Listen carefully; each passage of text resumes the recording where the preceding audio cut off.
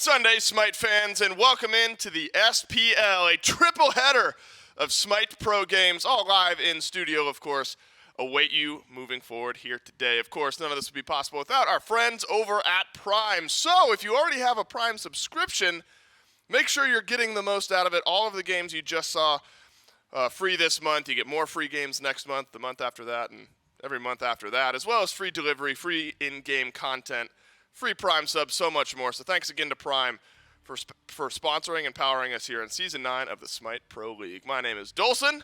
Trelly is with me for a triple header of SMITE and Trelly. We've got some good ones today. After some surprising results yesterday, some surprising results on Friday. Excited to see what the matchups have in store. Yeah, we've lost one of our undefeated teams, but the other one is still here and alive. The Camelot Kings are ready to go up against the Leviathans, so I agree with you. It should be an exciting one. And with how the Kings and the Leviathans both played yesterday, suddenly this becomes, I think, the most interesting matchup we'll have this week. I thought maybe the Kings and the Titans would be super competitive, but the Kings just looked too good. The Leviathans looked much better than the Bolts in 2 out of 3 games in that set. And so now those two teams, luckily for us, get to go up against one another today. So I imagine this is going to be an exciting matchup. And now that I've said that, it's going to be lopsided, right? Yep. But you're absolutely correct. The Camelot Kings up top at 4-0. A win here keeps them up top at 5-0. The Leviathans 2-2. But again, I don't think that the 2-2 is super indicative of how well this team is playing right now. And that's all. And we talked to Wrong You yesterday. Wrong You almost feels like the team maybe deserves to be 3-1 at this point. Fumbled the game against the Dragons, or mentally they feel like they're a 3-1 squad. But probably wouldn't argue they deserve to be 3-1 if you lose a set like that. At any rate, all besides the point. Leviathans feel like they've gotten their feet back underneath themselves a little bit. Trelly, the games yesterday, super low kills, super high on like macro chess gamey style of SMITE. And with that comes a lot of farm and getting your characters caught up, built up. And Shinto, one of the best in the world at doing that as far as farming the map, getting farm handed over to him. And the Leviathans looked really, really good yesterday. Their ability to play through mid was certainly strong. A couple Hunter games from Shinto. And the mid lane was a strong point for the Leviathans in their set win over the Bolts. Yeah, this is the 1v3 that I just thought was insane. The rest of his team is dead or running away, and Shinto is consistently going in and jumped in by himself. Insane play. But yeah, you're right to highlight the fact that, very low kill games, but the gold lead was anything but. The Leviathans just played the map simply better. And also, you're right to highlight, I think the wishy-washy would be the way to describe their performance thus far. Sure. Possibly a 3-1 team in their head, sure, but they're 2-2 on paper. They look really good at some points, not so great at other points. I'm sure the Leviathans, at their best, could easily take a set or two off the Kings. But right now, the Kings are playing their best, yep. There's a reason they're 4-0 at the top, so the Leviathans can't bring that sort of wishy-washy style of play here today. They need to bring everything. Yeah, agreed. Look, if you're the Leviathans going into this set, your macro game, your shot calling, playing around mid potentially is more important, I think, than it has been throughout this phase so far. Kings, now just purely record-wise, have proven that they're the best team of the phase so far. And so stepping up to that task, important for the Atlantis Leviathans, and other roles to play through on this team as well. And I think in a game, Trelly, where macro and potentially slow playing is going to be so important, that's where you got to look towards that man, right? The veteranship, the cool, calm, and collected head. Wrong You as well, loves playing at the forefront and initiating for his squad. I think dual lane for the Leviathans, important always, of course, but in this particular matchup, maybe gets an extra boost of importance for me. Yeah, definitely. You don't want to let Netroid run away with some farm in that lane, and to do so, you got to shut down that lane and give Zap some farm of his own, give him some protection, because if it's anything that the Leviathans do consistently, it's get farm everywhere except in that duo lane more often than not, right? Zap, usually the one that is getting starved a bit, usually the one that's getting ganked a bit. The rest of the team can flourish while he's getting put behind, and then he always comes in at the end of the game and is able to carry for his squad because he's been around for a while. He's not going to get upset about a few lost purple buffs, right? So right. I think you're absolutely right to highlight the fact that Zap needs to, sit back in that lane and or play through him and trying to get him some extra farm, because Netroid just yesterday was looking on point. Agreed. and you don't want to let him get off to an explosive start. Let's talk about the Camelot Kings, why don't we, Trelly? Because this has been, was it Twitter? Was it on Twitter that somebody called them like the regular season The regular Kings or season something Kings, like that? I believe, yeah. I mean, there's some value to that. Look, the squad is so talented, so strong, and they are undefeated up to this point for a good reason. The conversation around this team, I think, has always defaulted back to their ability to play the map and their ability to play the objectives. And they're one of the best, if not the best teams in the league at Agreed. doing that. But this team is also very, very good at scrapping, finding pressure on the map, playing through Twig, playing through big man Tings, depending on the style of picks that Tings get. So I do think strongest in the league, with maybe an argument to be had as far as macro and objective control, Trelly. But I don't think you can ignore the Camelot Kings' ability to team fight and push leads early. No, definitely not. That's the thing. I think they play the map so well, and they're also able to just control where you are on the map. It's Right. so interesting to see Genetics go for these trebuchet invades, right? Try to push the trebuchet with the squad, group up, force you over to that side of the map, and then go for a solid tower push on the left. And you're like, when did this happen? There's nothing to fight over. We're not at a Gold Fury or a Pyromancer. This is just a trebuchet. How did they get 2 towers out of this? And I think that's what the Kings have done, better than anyone, as you said, just farming the map and making you react to their playstyle. You have to adhere to what they're doing, and even if Genetics is taking 5-6 bans, it doesn't really matter. He's able to make sure that his whole team can succeed. Big Man Tings is playing on ping. They're calling him Big Man Pings because he still doesn't miss. Yeah, it's still working for him. And think back to, I guess the beginning, maybe I'm thinking of Season 8. It took a little while for this entire Kings squad to get here, so this squad had some time last year playing on ping and in different scenarios, so Big Man Ting's not a stranger to this type of environment. Of course, you want to be here in studio, but nothing that the team hasn't experienced before. Big Man Tings, let me just run you through some of the KDAs. Go ahead. Of course, we always reference the last 6 games for this team. 1-1-7 is the ugliest KDA that Big Man Tings has had in his last 6. He's had a 5-0-6 on a Poseidon, a 5-1-6 on a Poseidon, a 9-0-10 on a Poseidon, a 5-0-9 on a Yu Huang. You're getting the idea here. No, This guy, I understand. gotta admit, is incredibly strong and so good at playing around the setup and knockdown style of picks. Kukul Khan was thrown in there, and it's a 3-1-6 game from Big Man Tings. So I wonder, Trelly, if you are the Leviathans, because when I think of Shinto, Right. it's been a lot of hunters recently out of mid. Poseidon has shown up once or twice. Do you feel like there's a lot of overlap between Shinto and Tings as far as God Pool goes? Or do you think the Leviathans might have to ban some of those specific Tings picks? Vice versa for Shinto? How much overlap do you think these two guys have? Yeah, they both definitely like the Uller specifically, and that's something that I think they've both been playing a fair bit. But as of recently, Big Man Tings went to the Neath. That's something that you're not going to ban away. I mean, you certainly could, and it has been before. Could, but right. if you are banning away the Neath, you're letting through a lot of other strong picks that the Camelot Kings have been using quite well.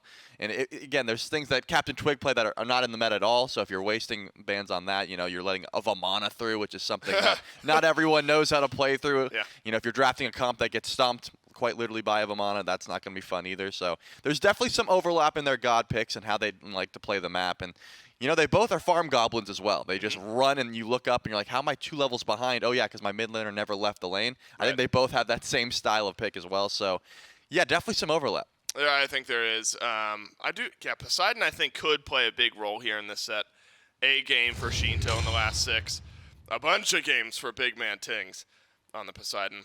Big Man Pings, according to It was Hazer. maybe Hazer, and now the official portrait we've got on BM. Oh, you see, that's the name Yeah, now. on the chair we've got there. All right, so lots of questions going into this set, Trelly, in a incredible matchup to start off this Sunday in SPL action.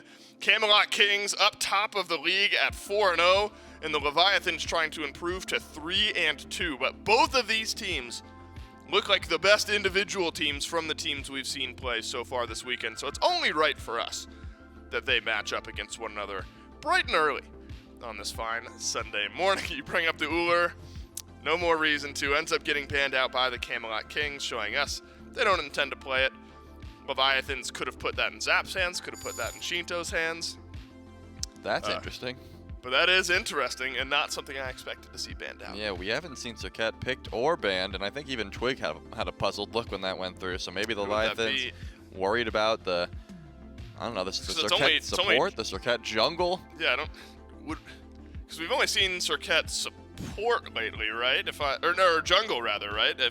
We saw Mike play Serket support once. It wasn't recent. Our data pool is so small on Serket in general that I genuinely don't know where she's getting played right now. Yeah, I mean, it was a while ago. Okay. And can I just say, if I looked across, if I'm in the player booth and I look across and see Rongyu doing wrist stretches, I'm a little bit worried about what's to come next. Why does he need so much dexterity? Yeah, what support pick requires like the biggest mouse flicks in the game? Yamoja Riptides, maybe? Yeah, right. He's getting ready to place those at any point. I'm scared. He's still doing it, man. Talk about overlap. I think there's a lot between Genetics and Rongyu, actually, as far as God Pool goes. Both of these guys love Yamoja. Both of these guys love Khepri. But Genetics has been the one getting those two gods. It's been Yamoja and Khepri dominoed throughout the last few games for Genetics, whereas Rongyu has had to get a bit more creative. Been a lot of Yamoja bans against Rongyu, so Fafnir, Ganesh, Baron, those styles of picks have rolled out as well.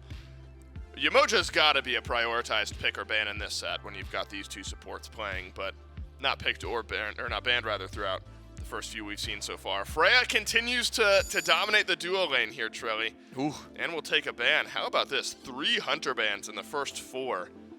Whether it's mid laners or ADCs in this matchup, we're gonna have to get creative with some of our picks at this rate. Yeah, the Leviathan's last ban there will most certainly be the Yamoja, I have to imagine. If not, then the Kings are pretty happy about this one. But the Chiron, that's a shot at Neteroid. I mean, it can be played in the mid lane for sure, but given the way that he just prioritized, and the Chernivog, that global presence. Lots of junglers are open right now. That is true. That the Mercury I think has fallen a little bit out of favor. You know, it's been getting through, even played a bit, and still not shown to be that successful. So I imagine won't be putting too much stock in that pick unless, you know, either one of these junglers can play it. It's just, I don't think it's as good as it was at the beginning of the phase. There's just more pressure to be had. Wow. And again, there's no way they just let Yamoja through. Are the Kings even gonna put the stock in it? Let's see. So every single jungler gets through, and Yamoja gets through. I think a 90% win rate through 10 games for Yamoja. That's what I'm saying. That is ridiculous. I think that's the easiest snap lock of the Kings' lives. Not only are you getting it for Genetics, you're taking it away from Rongyu. Again, still a lot left open, though. I mean, this is a calculated decision by the Leviathans, realizing that RDO, and in their mind, more important to take away. You have to know, as obvious it is as it was for the Kings to pick the Yamoja, probably felt obvious for the Leviathans that the Kings were going to take Yamoja as well. So Khepri left open. Yamoja and Khepri, the two favorite picks of these two supports. And no jungle bans means Nemesis gets left open. A potential Khepri counter is a counter to the Nemesis potentially is the Khepri, so I think the Leviathans get a nice couple of picks. Yeah, I'm surprised that the Levi's even picked Khepri there. The Kings already have Yamoja, so there's no way they could grab it. Yeah, right. They have time to ban it away. They hover that Cthulhu as something that they might want to go towards. I guess it doesn't really matter if the Leviathans they obviously knew, you know, banning that RDL would leave the Yamoja through. They get either Yamoja or Khepri. They're happy with either, it seems. And now the Kings get a chance to decide if they want to pick that Cthulhu. I guess that was hovered for a second, so the Leviathans. You know, we haven't seen too much of the Cthulhu, but given the way that the solo lane has been played, we've seen Yarkor back on the solo back. You know, maybe Guardians are coming back in a big way. That Conduit gem start has been bringing a lot of presence, so I imagine to see more Guardians picked and banned in that solo lane. As Variety hasn't really been adhering to that. Sure, the RDO, but he's been liking the King Arthurs, the Bolognas, things like that as well. And it looks like they won't put too much stock in that. Just grab that Poseidon, a contested pick, as you mentioned, and they're going to grab that before the second wave of bans. Troy, it's almost like we have a decent idea of what these guys want to play, right? We're talking about a lot of Poseidon, Ullr we mentioned, that gets banned out, Yamoja and Khepri, a big topic of conversation. And Osiris has been as well, both through the jungle and through the solo lane. Just one game in the last 6 on Osiris for Captain Twig. Doesn't matter, though, because it's the Leviathans pick, and that's what really matters here. So the Leviathans end up picking up the Osiris here, Trelly. Have not seen Osiris for Panatom in the last 6 games. Yarkor has played it once. And so that'll be an Osiris solo lane and with the mitigation style of builds, if that's what we see, can synergize with that pretty well and very difficult to deal with if you're the Camelot Kings. Yeah, and just brings 100% anti-heal for the Emojo or anyone that you want to heal. Yeah, if you like can that. land that Lord of the Afterlife. And you can just walk through the River's Rebuke as well. Just a good pick into the Emoja in general, and just a strong pressure god that has been around for quite some time. You know, I don't think really leaves the solo lane meta all too much, and as of recent has been having a decent time in jungle as well. As the E set will be banned away just in case Zap is trying to reprise his role on the E set ADC, as we saw yesterday. If you just tuned in and you missed that game, Yeah, you're not kidding. Yeah, that was actually a Zapman E set ADC, and he confirmed every objective he went for. There was no misplays on that circle of protection. He's been doing this for a decade on the Hunters, and his abilities on mages aren't bad either. That was a very riveting game from Zap as well. Zap ends that game on E-set. Get ready for this, Trelly. 0-0-3. That's insane. An absurd KDA from Zap, man, on the E-set. That game one against the Bolt, I mean, you and J-Mac were casting it. That just dragged on. I mean, there were 4 kills in 35 minutes or something like that. But that's the style of game that these two teams now have been playing here lately. So again, I wouldn't be surprised if we potentially get that type of pace. Do you even know who you're fighting? There was a Neath hover for the Leviathans, ends up being a ROM pick. And on the flip side, Kings finish off their draft with a couple of picks that we have seen plenty from this squad. I think notably the Erlong Shen for Twig is a great look. So the Kings let the Yu Huang through, and they had to know this was coming. They banned the Tiamat, a Shinto special for sure, something that's not too strong in the meta, but just something that Shinto loves to go to. They banned the E set probably because they have Kraken, and they don't want something that can out-confirm the Kraken. They want to always have the best objective confirm on the map. Banning that is going to be a good look. Forcing into the Yu Huang. Dueling Dragons does some decent burst, but it is a little bit slow. It takes a bit. Kraken is instant. So I think the Kings, dissect what the Leviathans want here and get exactly what they want. Not to say the Leviathans didn't get a solid draft as well. You got Kepri and Nemesis for some prod shred. Osiris is going to give some decent pressure up against that Bellona. And then Yu Huang and Rom for late game hard carry damage. I don't think either of these teams are upset, but it looks to me like the Kings knew what they wanted going into this draft, and they executed it perfectly. We've only seen one Yu Huang from the Leviathans in the past. One game, one loss, unfortunately, up to this point. So zoom me out here, Troy. A lot of what I've set up for this game is that both teams love the macro play. Both teams have pushed their recent games later on. Low amounts of early fighting, high amounts of high-pressure team fighting late in the game. Do you get that style of read from both of these drafts? Yeah, it seems like the Camelot Kings are trying to play for objectives more. I think that's just why this Poseidon has come through. Of course, Big Man Tings is insane on the Poseidon, but of course. Yeah, I saw the E-set ban, and that's what it told me. They're like, we don't want better confirm. We want the Kraken to be the end-all, be-all for these objectives, so you have to play. You have to come to us. If we're on a Gold Fury and we're pulling it, you better be CCing this Poseidon or giving it up because we have instant confirm in that regard. And of course, the Leviathans have a decent amount of shred. They're playing for more picks off the back of Panatom. You want to make sure that your Nemesis is setting up as much as possible. Different styles of play, sort of, but I think you're right. They're both playing for that late game, and they want to make sure they're getting online and getting ahead early. So with that being said, do you look at these two compositions and feel as if one is just blanket better later on into the game, or do you feel like it could be close? I mean, if I didn't know these players, I would say they're pretty even. But take them into account. Given the fact that don't cover your screens. I look won't. At it. If this was, I know this is Genetics' Umoja, and it's got this pick has a 90% win rate. So yeah, I'm gonna give the edge to the Camelot Kings.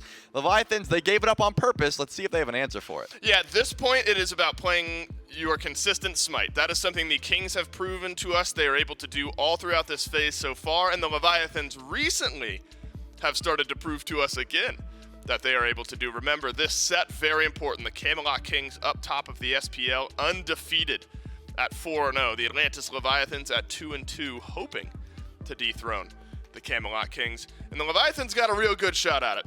Based on their set yesterday, will the Kings remain undefeated? Will the Leviathans grab a Game 1 win? We'll go to Hindu Man and Mifflin to find out. We really will. Don't forget Dog as well. He'll be on the spectator through this game. Mifflin, two top teams. Obviously, Kings undefeated so far, but yesterday we did see Leviathans take down the Bolts, who are also undefeated.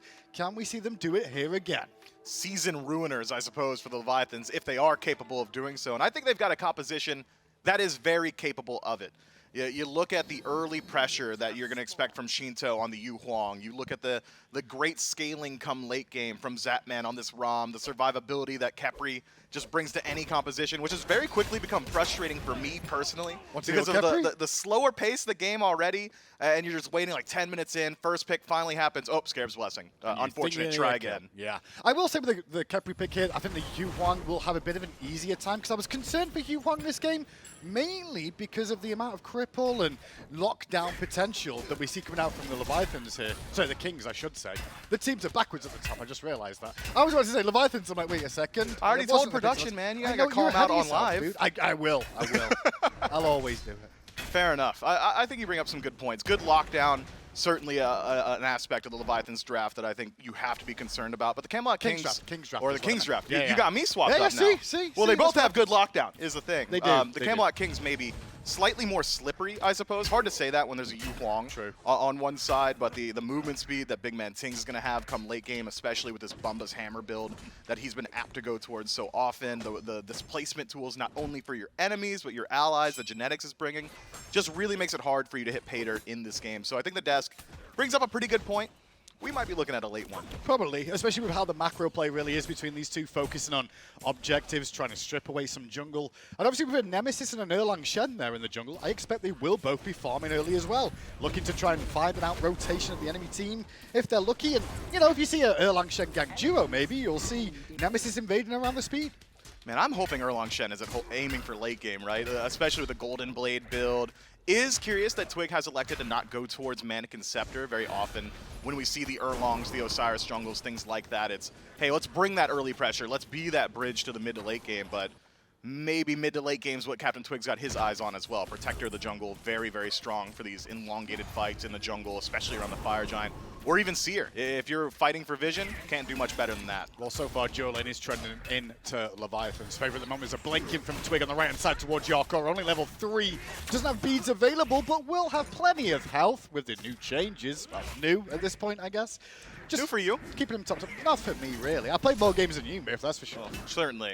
Look, I'm not even sure that that's true, but fine. We can check profiles if you want. I'll definitely win. Yarkor survives there because of Osiris passive. Just unfortunate timing for the Camelot Kings. He gets the full stacked passive right there just as the gank comes through. Had he even been like halfway through, I think the mitigation probably would not have been enough, especially with an Erlang Shen this early on. So unfortunate timing, but still going to get you a little bit of pressure. Yeah. I would have thought we would have expected the Kings to continue that pressure towards the blue buff, but instead Twig resets himself back to neutral, goes back to farming his own. Definitely throws off the timers on those blue buffs a little bit on the right-hand side too. And as you said, because of that pressure, they do get to go and get their blue, and Bologna gets back to lane again to continue farming up, not losing too much. Duralane still trending again into the Khepri and Rama's favor. Doesn't surprise me to see that though, with the amount of wave clear they've got. But look at this. Panitom hanging around the right-hand side now in Variety. Whittled down in health, but at the same time, Panitom not feeling too aggressive with him being under the tower. Instead, he'll take some jungle. If Variety sticks around after this wave, assuming he doesn't tick over to level 5, I think Panitom will have a very good opportunity to step forward. But why stick around? You know, you've got teleport in that first slot. Just go ahead, head back to base. Hopefully he can afford to finish off that shield. Nope, not certain that that's going to be the case. Probably just a tower shield there. But decent farm, you don't give over first blood, and that's the Camelot King showing good presence of mind. Variety not going to give over first blood that easily. And even in just not stepping up, what was that, 20 seconds of Panitom's time wasted just taking away one Naga? Yeah, difference is, though, that Yarkor is able to stay in lane a little bit longer if he wants to. Looks like he will base, however, once to get a couple of potions online as well, just to make sure he can sustain a bit longer in that lane. But I don't think he'll have for that Glad Shield that he's probably looking for, unless he goes for the Berserkers. Maybe Berserkers, maybe Glad. We'll the see. There, Tower right? Shield. You know, he's still got the option available. Generally, I'm so used to seeing like the Golden Blade start for these Soul Laners. I'm so used to seeing the Sovereignty start, but a little bit different, a little bit more aggression from both teams this time around. I am curious to see how this lane starts to evolve, especially considering how much presence we've seen from both junglers on this side of the map. Seems like Captain Twig has made the active decision to just not give Khepri the time of day. Doesn't want to play where a revive might happen. And Panitom's just matching the aggression. At this early portion of the game, just by nature of the jungle matchup, the proactive component should be Captain Twig. He's just that much stronger right now. So as long as Panitom can mitigate his success in ganks, you've done your job, and then you scale much better into the late game. Well, Big Man Team's going to pick up his red buff now. Slight lead over Shinto in the mid lane, mainly because Shinto's wave play a little bit lackluster in comparison to Poseidon. Obviously, that mobility will come into play too, just to get him around the map a little bit earlier. Meanwhile, the dual lane from Leviathan's a little bit further ahead than that of the Camelot Kings at this stage, but things are starting to even up so far. Yeah, this duo from the Kings is a bit strange in that Yamoja brings a whole lot of pressure, right? That used to be the reason you take her, is she's one of the highest pressure supports and has great scaling in the late game, but when you match it up with a Jingwei, who's a bit lackluster until she gets some of that crit online, all it's really doing is facilitating that laning phase, dealing with that hyper pressure that a Rom and Khepri can bring. And so far the Kings have done a good job of just maintaining their buffs on the left-hand side. I am feeling like we're approaching a tipping point where Captain Twig has now finished up his Golden Blade, so additional movement speed over to him as well as some power. Could be time to start looking for a gank. Speaking of movement speed, that Doom Orb online now for Big Man Tings too. Keep an eye on him making these rotations to left and right. I'd like to see him grouping up with Twig a little bit on some of these rotations maybe, especially with him being able to clear the waves so effectively and quickly, as we get a quick pause coming out from Variety here between the two. So far though, it's kind of gone as you expected. You know, we're going to see a bit of a farm off. Both junglers looking for pressure in the solo lane, but nothing more than that. Yeah, that's just the MO of both of these teams, right? You go all the way back to the Sanguine days, and Atlantis Leviathans were a squad that just wanted to out-team fight you at the 30-minute mark. The Camelot Kings, no stranger to that style of play, especially recently with some of the changes in 9.5, making it so much more difficult to look towards Gold Furies, Pyromancers, which was the original MO of the Kings. Just, we'll pull ahead by doing more on the map. We'll get ourselves Gold Furies, Pyros, whatever it is. It's hard to do now, so wait it out, get to that 20-some-odd minute mark, then we're starting to look at the objectives. Until then, it's poking, prodding, controlling mid-camps, and Greater Scorpions have become very important recently. That is the main way to get global farm to your team. Is that really just like the old mid-harpies of years gone by? Oh where man, the I missed contest is that. there? Yeah, I mean, we're not really fighting over it like We're not OG that mid-harpies. deep. Yeah, Like 3 minutes we're gonna be mid-harpies there. were like Yeah. 100 gold each, so you were fighting over those a little bit more. Greater Scorpions, I think, how they spawn up, you clear one on your side, then it spawns on the other. It's a bit more of a trade, but if you find the opportunities to steal, you're certainly going for it. So talk to me a little bit about, first of all, with Leviathans overall this season. Sure, we saw Bolts, right? Yesterday they did well, but before that, Leviathans have kind of struggled this phase, and honestly phase one as well. What is it for you that's made them struggle so much? Is it just adaptation to the new meta? I think it's a couple. It's multifaceted, right? World hangover as World well? hangover. Yeah. Maybe it went to their head. Obviously not. Look, the It went to your Leviathans- head when you won, so Well, it of course wouldn't it did. surprise me. Yeah. Well, that's all I had. These guys are like SPL, That's you know. true, But that's true. You were here's the SPL, thing. weren't you? You keep talking about that. Season 2, Once Upon a Time. What was that? But Yeah, okay. the Leviathans, you keep derailing me, man. I want Do it to on get this purpose. analysis. The Leviathans are a squad that were really adept at controlling the meta. And I would say before Worlds and even leading up into the weeks after, the meta was a little bit stagnant in that they had a whole lot of time to just study it and realize what's the best. We call that stale meta or solved meta. Now in 9.5 and onward post-Worlds, everyone's still figuring out what the absolute best way to play is. The pros are always looking to break the game in the simplest terms. That's always the goal, right? And we haven't keep got it just yet. Keep it secret is the other thing from the other teams potentially, and unveil it at the right time. SOT blew up the spot, right? Like the break to the game now is like this 80% mitigation build. He showed it in like week 2. I mean, we see that, but then I didn't see Raven get picked today. I know, Which is right? kind of a surprise if that's, as good as he says it is. Funny enough, so good. There's a lot of talk at the moment that I've seen on social media regarding how good Warriors are doing again at this moment in time. Seeing them back in the jungle, even today with Captain Twig on this Erlang Shen. But at the same time, all the bans were still focused towards Hunters in the early game. So people starting to realize Hunters, you ban them away, they're still important, but the Warriors are starting to climb up once more. Yeah, I think Soul Laners were just the biggest proponents of pro propaganda, man. Warriors have not been bad. I can't remember the last time a Warrior was bad. Listen, Zapman, can you calm down, please? Hey, look, I'm not Zapman. I think Hunters are real good too. Here's the thing. They are. Jungle's weak right now, and none of the junglers are complaining, and they should be. Maybe they secretly know they're strong, and nobody's realized it yet. No, they're weak. They're weak. If you're forced to go Crusher in a first slot, you're not feeling great, especially with some of the nerfs towards Crusher, right? Like, the jungle pathing, the TTK changes all really hurt your opportunities to look for these early ganks, which just keeps you in the jungle farming up. Nowadays, how farm split works, you don't really want to absorb too much in the mid lane. Junglers are just the new supports, but supports have it the worst. Well, you can see the difference in the junglers right now, where Panitom's taking a bit more farm away from Yarkor. They're split the difference over on that right-hand side, which has given him a bit of a lead over his counterpart in Captain Twig.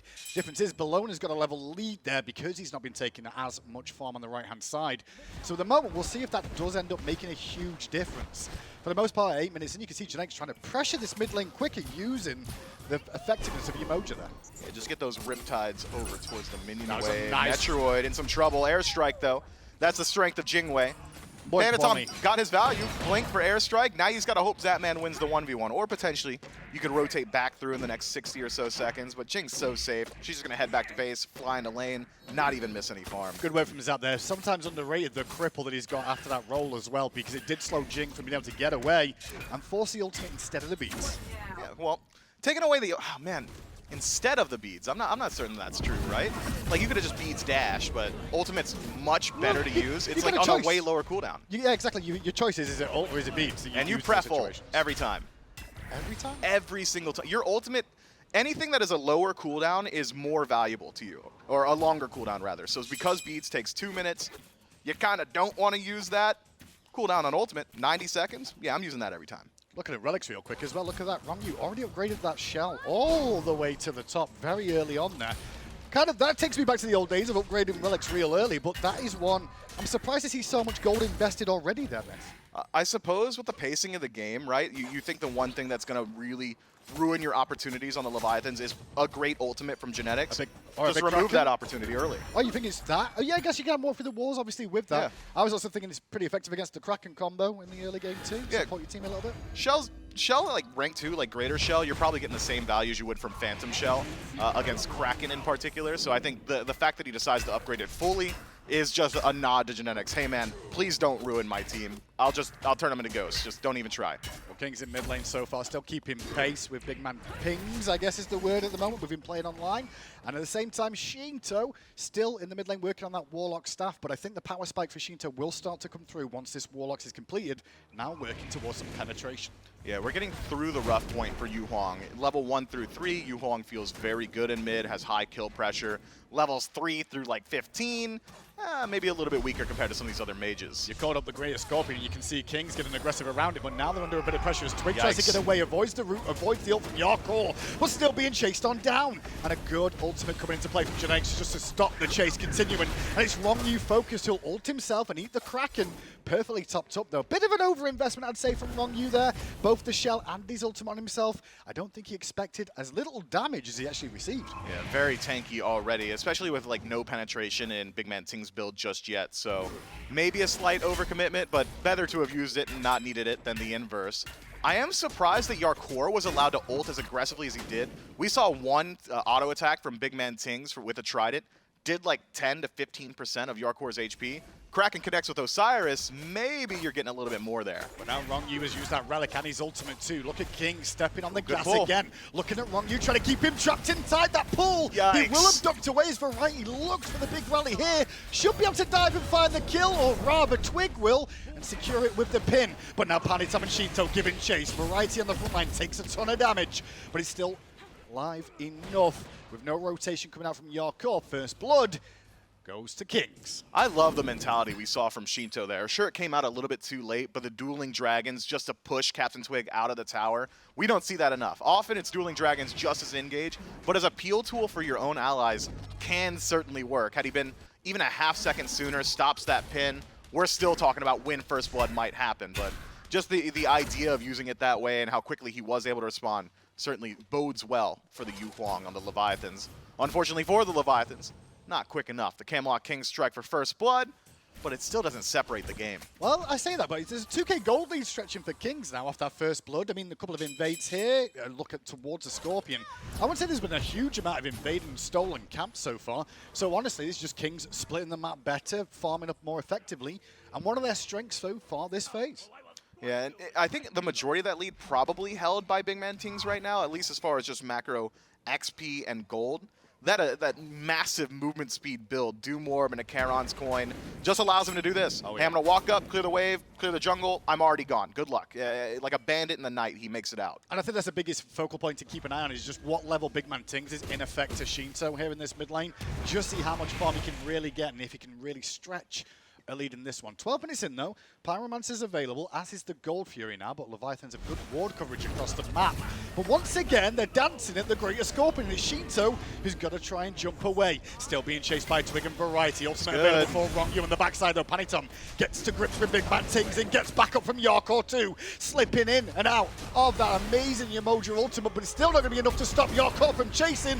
Fire Giant comes into play as Paddy blinks in and gets the kill. Yorkor gets credit. Now though, Netroid on this rotation, looking for Panitom. Great route from Rongu to slow it down, and blinking in again goes Yorkor, just to apply the tether and reduce the damage more than anything else. Shinto still staying in this fight as Twig is surrounded by 4 members now, gets abducted in, and Shinto credited with a kill. Meanwhile, Yorkor zones away 3 members of the Kings. The Leviathans just divide and conquer the Camelot Kings. Captain Twig left alone on an island is an easy turnaround for the Leviathans, who might be able to find some more. Rongu surging forward. Don't know why we're still fighting. Now Variety's in a bit of hurt. Here's his ported by the Abduct too. Good Riptide. Good bit of Riptide there as well from Genetics to try and give him some feel, but Variety should still fall down and does.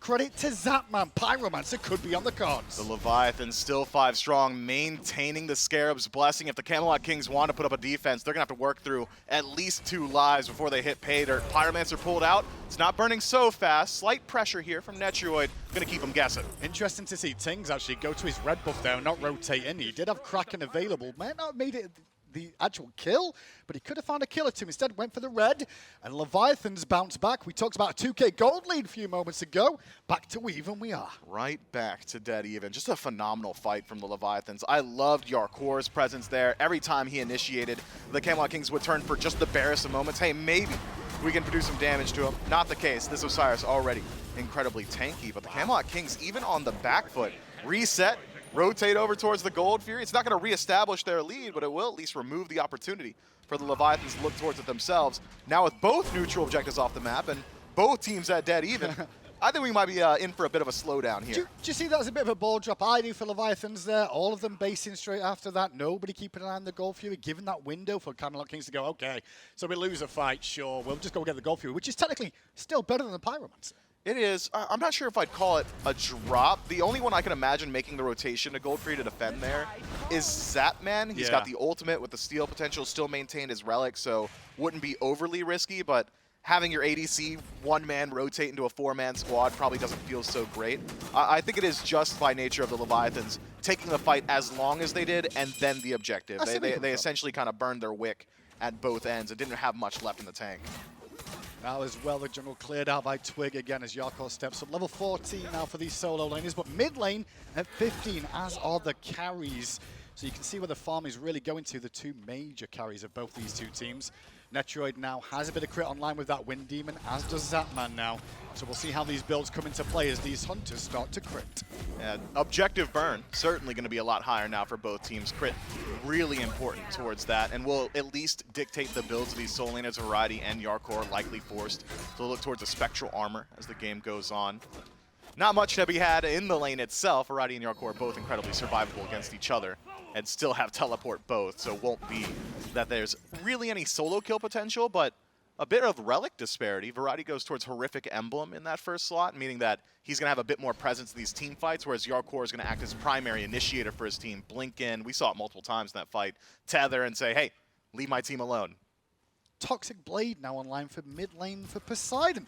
Sure, it's got, it's got a bit of penetration in that build. We did talk it needs some more pen. Obviously, has the Charon's coin working on that too. But at the same time, a Toxic Blade there, there's not that much healing on the side of the Leviathans to need 2 of them in the game, is there? Objective burn, movement speed, it fits the build, right? That he just wants to go fast. Net, he's fine. Deep here. Well, he has to ult away. Bede's coming up in a few more seconds, and with Twig and Tings behind him, he should be pretty safe. But Shinto and Panitom now marching over to the left-hand side. Bad news is the purple buff already taken down by the Kings, so more farm found. Just a bit. The Camelot Kings doing a very good job of, in this neutral state, controlling vision on the duo side. You're allowed to go for those kinds of invades when you've got 5 wards around the purple buff alone. So the Leviathans, even if had they known, so would have the Kings about the rotation. So low commitment play, step up to the purple. If you see anyone walking in towards you, you can either make the judgment call, can I finish off the buff and survive, or just immediately disengage, and the Leviathans were not there in time. So a nice invade from the Camelot Kings to slow down the farm of the Leviathans. We're starting to approach those POIs spawning back up. I would like to see presence from both teams around this Pyro. Don't think we'll see a kill here, as Yarkor is very, very tanky on this right-hand side too. And one thing I want to mention about his build here, this Bulwark of Hope, I think it's a little bit slept on. I think we'll start to see more of this. With everyone's health pools going up overall, Bulwark of Hope gets even more value out of what it brings you. That shield is just even bigger. Yeah, so I don't get the opportunity to have this conversation with my co-casters too often. Why? You're one of the OGs too. Okay. You remember back in the day, TTK was about what we're looking at right now. Bulwark of Hope and Stone of Gaia were like the meta. Yep. You want that HP shield and you want the HP 5. I'm surprised Gaia hasn't come back either. Happy to see Bulwark. It's very frustrating. Call it the OG mini Kepri ult, or at least a Stone Shield. Once you're dropped low, hey, do it again. Yeah, I'd say the reason we don't see Gaia as much is because there's a lot of focus towards more anti-heal being a lot more prevalent in builds, right? I can see it not getting as much value as it once did. But I agree with you, like anything that's going to give health back is going to be very impactful, or at least more survivability. So that Bulwark of Hope should help him out there on that right-hand side a little bit more from being bursted down, and maybe a bit of a surprise maybe for the Kings in some of these engagements. Could be. It's not an item we get to see all too often. At least recently we've seen it like picked up maybe once or twice, but Yarkor should be able to find some value, especially against how the Camelot Kings burst potential works, how they're going to approach these team fights. The majority of the time, I'm expecting a kill to be either slow because it's multiple auto attackers, Jingwei, Erlong Shen, and Bologna, or if you really want to, the only way you're surprising someone with DPS is a Kraken.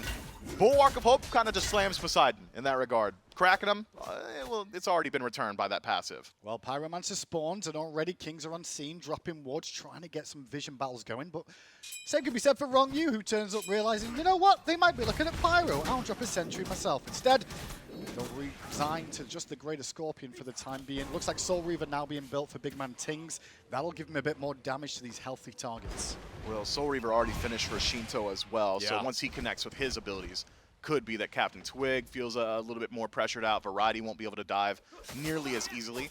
But I like this item pickup from Variety. Spirit Robe up against a Yu Huang, I think might as well just be core. The majority of his kit applying that CC, you either got it from the Dueling Dragons as an initiation, boom, Spirit Robe proc, or the Root as well.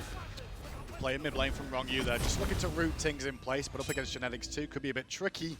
You do see Wrong You has gone for that Ankh and upgraded it nice and early too, to make sure some of the sustain that Genetics is going to bring isn't going to be as useful. And if anything, it could be retroactively dangerous if he does end up healing this team. Yeah, and Genetics doesn't get to choose who he's healing, right? No, you could choose the first target, but that's going to bounce just about to anyone nearby. So Ankh always really valuable against those style of picks as the Kings. They've started the burn. Yark knows what's going on, so does Wrong You, but the rest of the team a little bit late to the party from Leviathans as the Kraken does not secure it. Leviathans get hold of that, and now the fight is underway with the Kraken down. Genetics trapped in an awkward spot, and Shinto gets his first kill of the game. Cancel that is his second, but still the chase is now on. Leviathan's feeling pretty confident with that man advantage, knowing Genetics isn't here to keep on marching in, but under a tier 2 tower, I don't think so. Instead, they're going to reset. They found the win with the Pyro. They find the win with killing Genetics, and they might even get one with this Oni Fury now.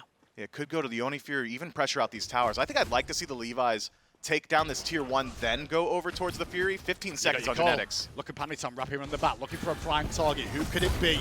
It'll be Twig first of all, taking a bit of damage as Yarkor still tanks some of those minions and brings down the T1. Good call from the Leviathans. A good call from you, Myth.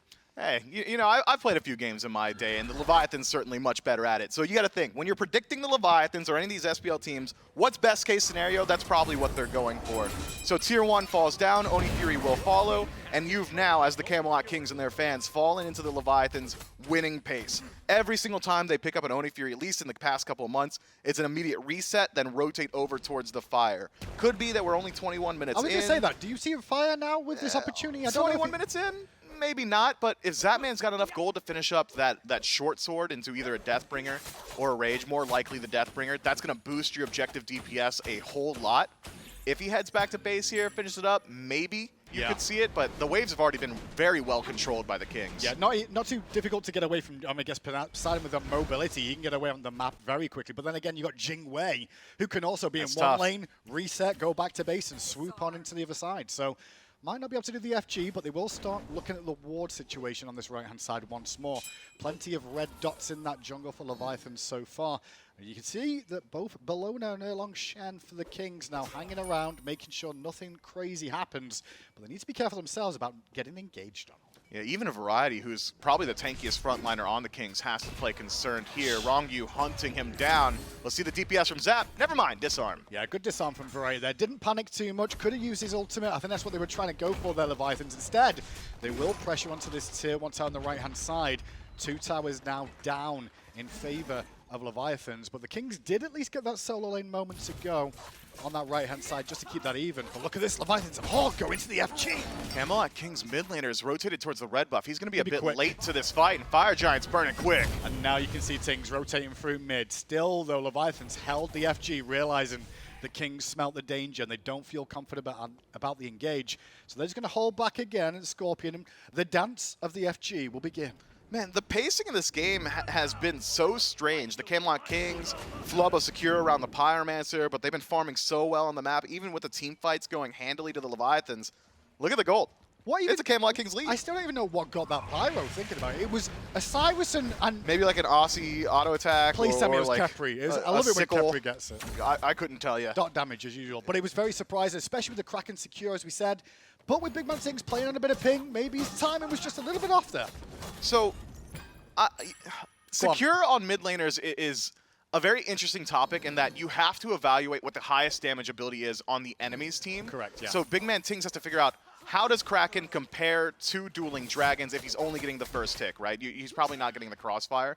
And then you can do this like mental mass of, hey, I've got like 500 damage bonus, so I can wait a little bit longer. Looked to me like Tings was maybe 200 damage off of securing, and unfortunately, it was early, which is much better than late. You'd much rather have it early. I mean, the old days of Hog when you just turn yellow made it a lot easier for everybody. But here we go. It's the Kings starting up the FG now. Variety tanking it open, trying to disarm the back line of the carries. Panatop trying to slip in and gets hit by Variety at the same time. All the while, Yarkor dives in, did not find a target. And Rongyu is eating a ton of damage. Weird Kraken from Tings off the mark, but Twig is very, very low. He will swoop away and get his sustain back into the fray. Yarkor now low on health, not going to be targeted by the Kings, forcing that ultimate to go on cooldown. Yarkor still has teleport though, so if he can get out of this fray and get back in, it could be good. But Kings are slowly winning this fight. Yeah, Variety ults in, Panatop's back, good damage, but it's only baiting Shinto. And the crits came through heavily from Netro there. You can see the work he's doing, but he took a ton of damage from Zapman, and Zapman now chasing then Yarkor with that teleport back to the backline, and Kings got caught with the pants down. The chase is now on. Watch out for Rongyu providing the CC chain. Variety's frontline with Twig though did a great job of helping to whittle down Yarkor and make sure he couldn't find a kill. That could have blown out for the Kings if they weren't careful. Yeah, they could have. Camelot Kings chased very far in that fight. Variety dedicating the Eagles rally very late into the engagement, but even then, Yarkor backs, TP's in, doesn't get any kills there. Shinto delays his own back as well, just now coming out of the base. But with both teams in a net wash situation, both teams forced to head back, means that neither one's got a significant advantage. Except the Kings, they pulled the fire. Well, they're feeling about the ultimates being on cooldown. A lot of relic usage in that last engagement. Kraken's up. A lot of relics on both teams. Netroid still has beads, remember. Angie getting very low. And the Kraken will secure-ish. I'm checking the top left now to see if it was the Kraken. It just says FG. Pyromancer, though, is now started up. Still Kings getting aggressive. It was an Erlang Shen basic attack, actually. It's Yarkor. Dives into the backline, tether on multiple targets. Dangerous. But he's too deep for his team to follow up. The Pyro was at least reset though, and Zapman's trying to pick up the tail end. But the FG is around the waist of the Kings, and they feel the power, they feel the regeneration, and they feel the death of Rongyu is imminent. Rongyu will extend his life, but only by the merest of moments. With Scarab's blessing, the Big Man Ting, or Big Man Ping, picks up the kill. Now it's all about the disengage for the Levi's. Captain Twig won't make it easy. Zapman didn't have any beads or relics there, but did manage to just skirt away at the tail end of that whirlpool. And now the kill's only been 2-4 at 26 minutes in.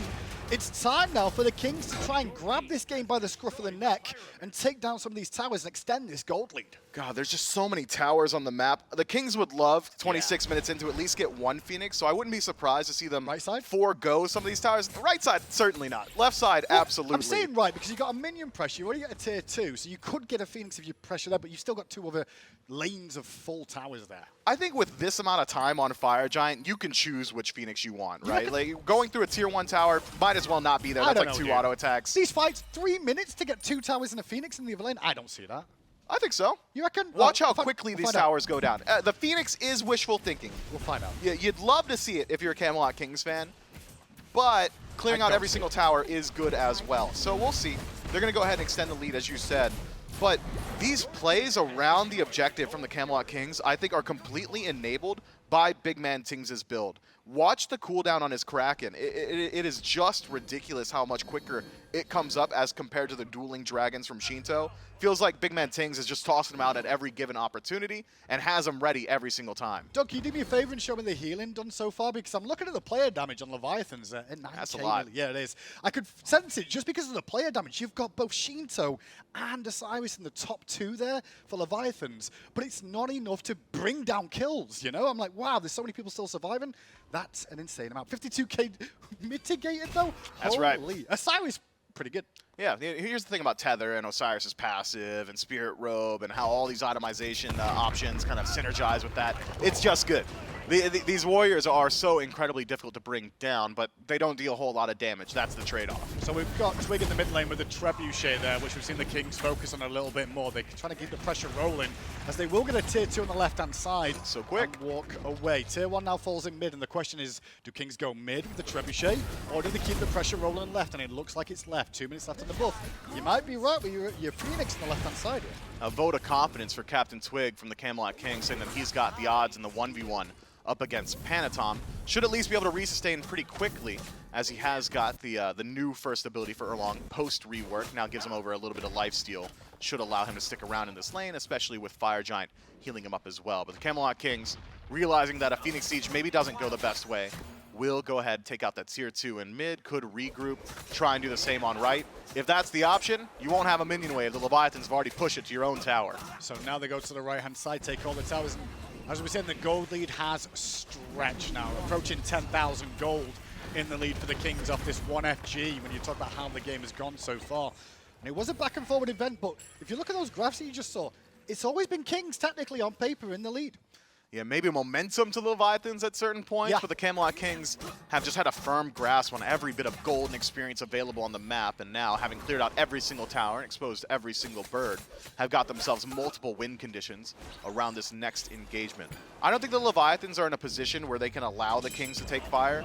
The Leviathans' base defense not weak, but certainly not the strongest composition for it. Shinto doesn't really get an opportunity to use Cultivate Dao in a base defense situation, as it really puts you out of position to chase out. That's more a neutral territory option. So I would like to see the Leviathans either A, step up to the Fire Giant and take a Sneaky. team fight, or B, make it back to base alive. Zap's going to get... Oh, no, he didn't! The auto did not go through, but poor old Wrong U's in a world of hurt. He will be a casualty here. That's but fire. There's not much else that can come from that just yet. Is it fire, though? 50 seconds on fire, 50 seconds on Wrong U? 10 seconds to walk, and already seeing how quickly the Camelot Kings can shred out these objectives. The Panatom gets picked out. That's guaranteed true. Fire That's true. Giant. But he is privy to it, sees the rotation coming his way, double dashes himself out of there. The Camelot Kings, they're going to have an opportunity here, at least Yeah. for 10 to 15 seconds, 5 versus 4 in the pit. Starting to really feel, though, that the carries for the Kings, and specifically the picks of the carries, are very highly mobile to get in and out of these engagements and stay away from the damage dealers of Leviathans has really paid off for them some here. Yarko trying to front line and buy some time for the respawn of Wrong U. Doesn't want to get whittled down too far to force a teleport, but look at that, King straight to the bottom, to the FG, and already it's at half health. Variety now zoning away. Panitom looks at Variety. The FG still getting lower. They should know this is going on. Have to surrender the FG. The snipe attempt from Zapman was why they patiently waited there, but it nearly cost them more than they should have. Shinto now leaps away, but Netra jumping in with his ult to get in range. Great Aegis to avoid the Kraken, and the res comes through from Wrong U to keep Shinto alive.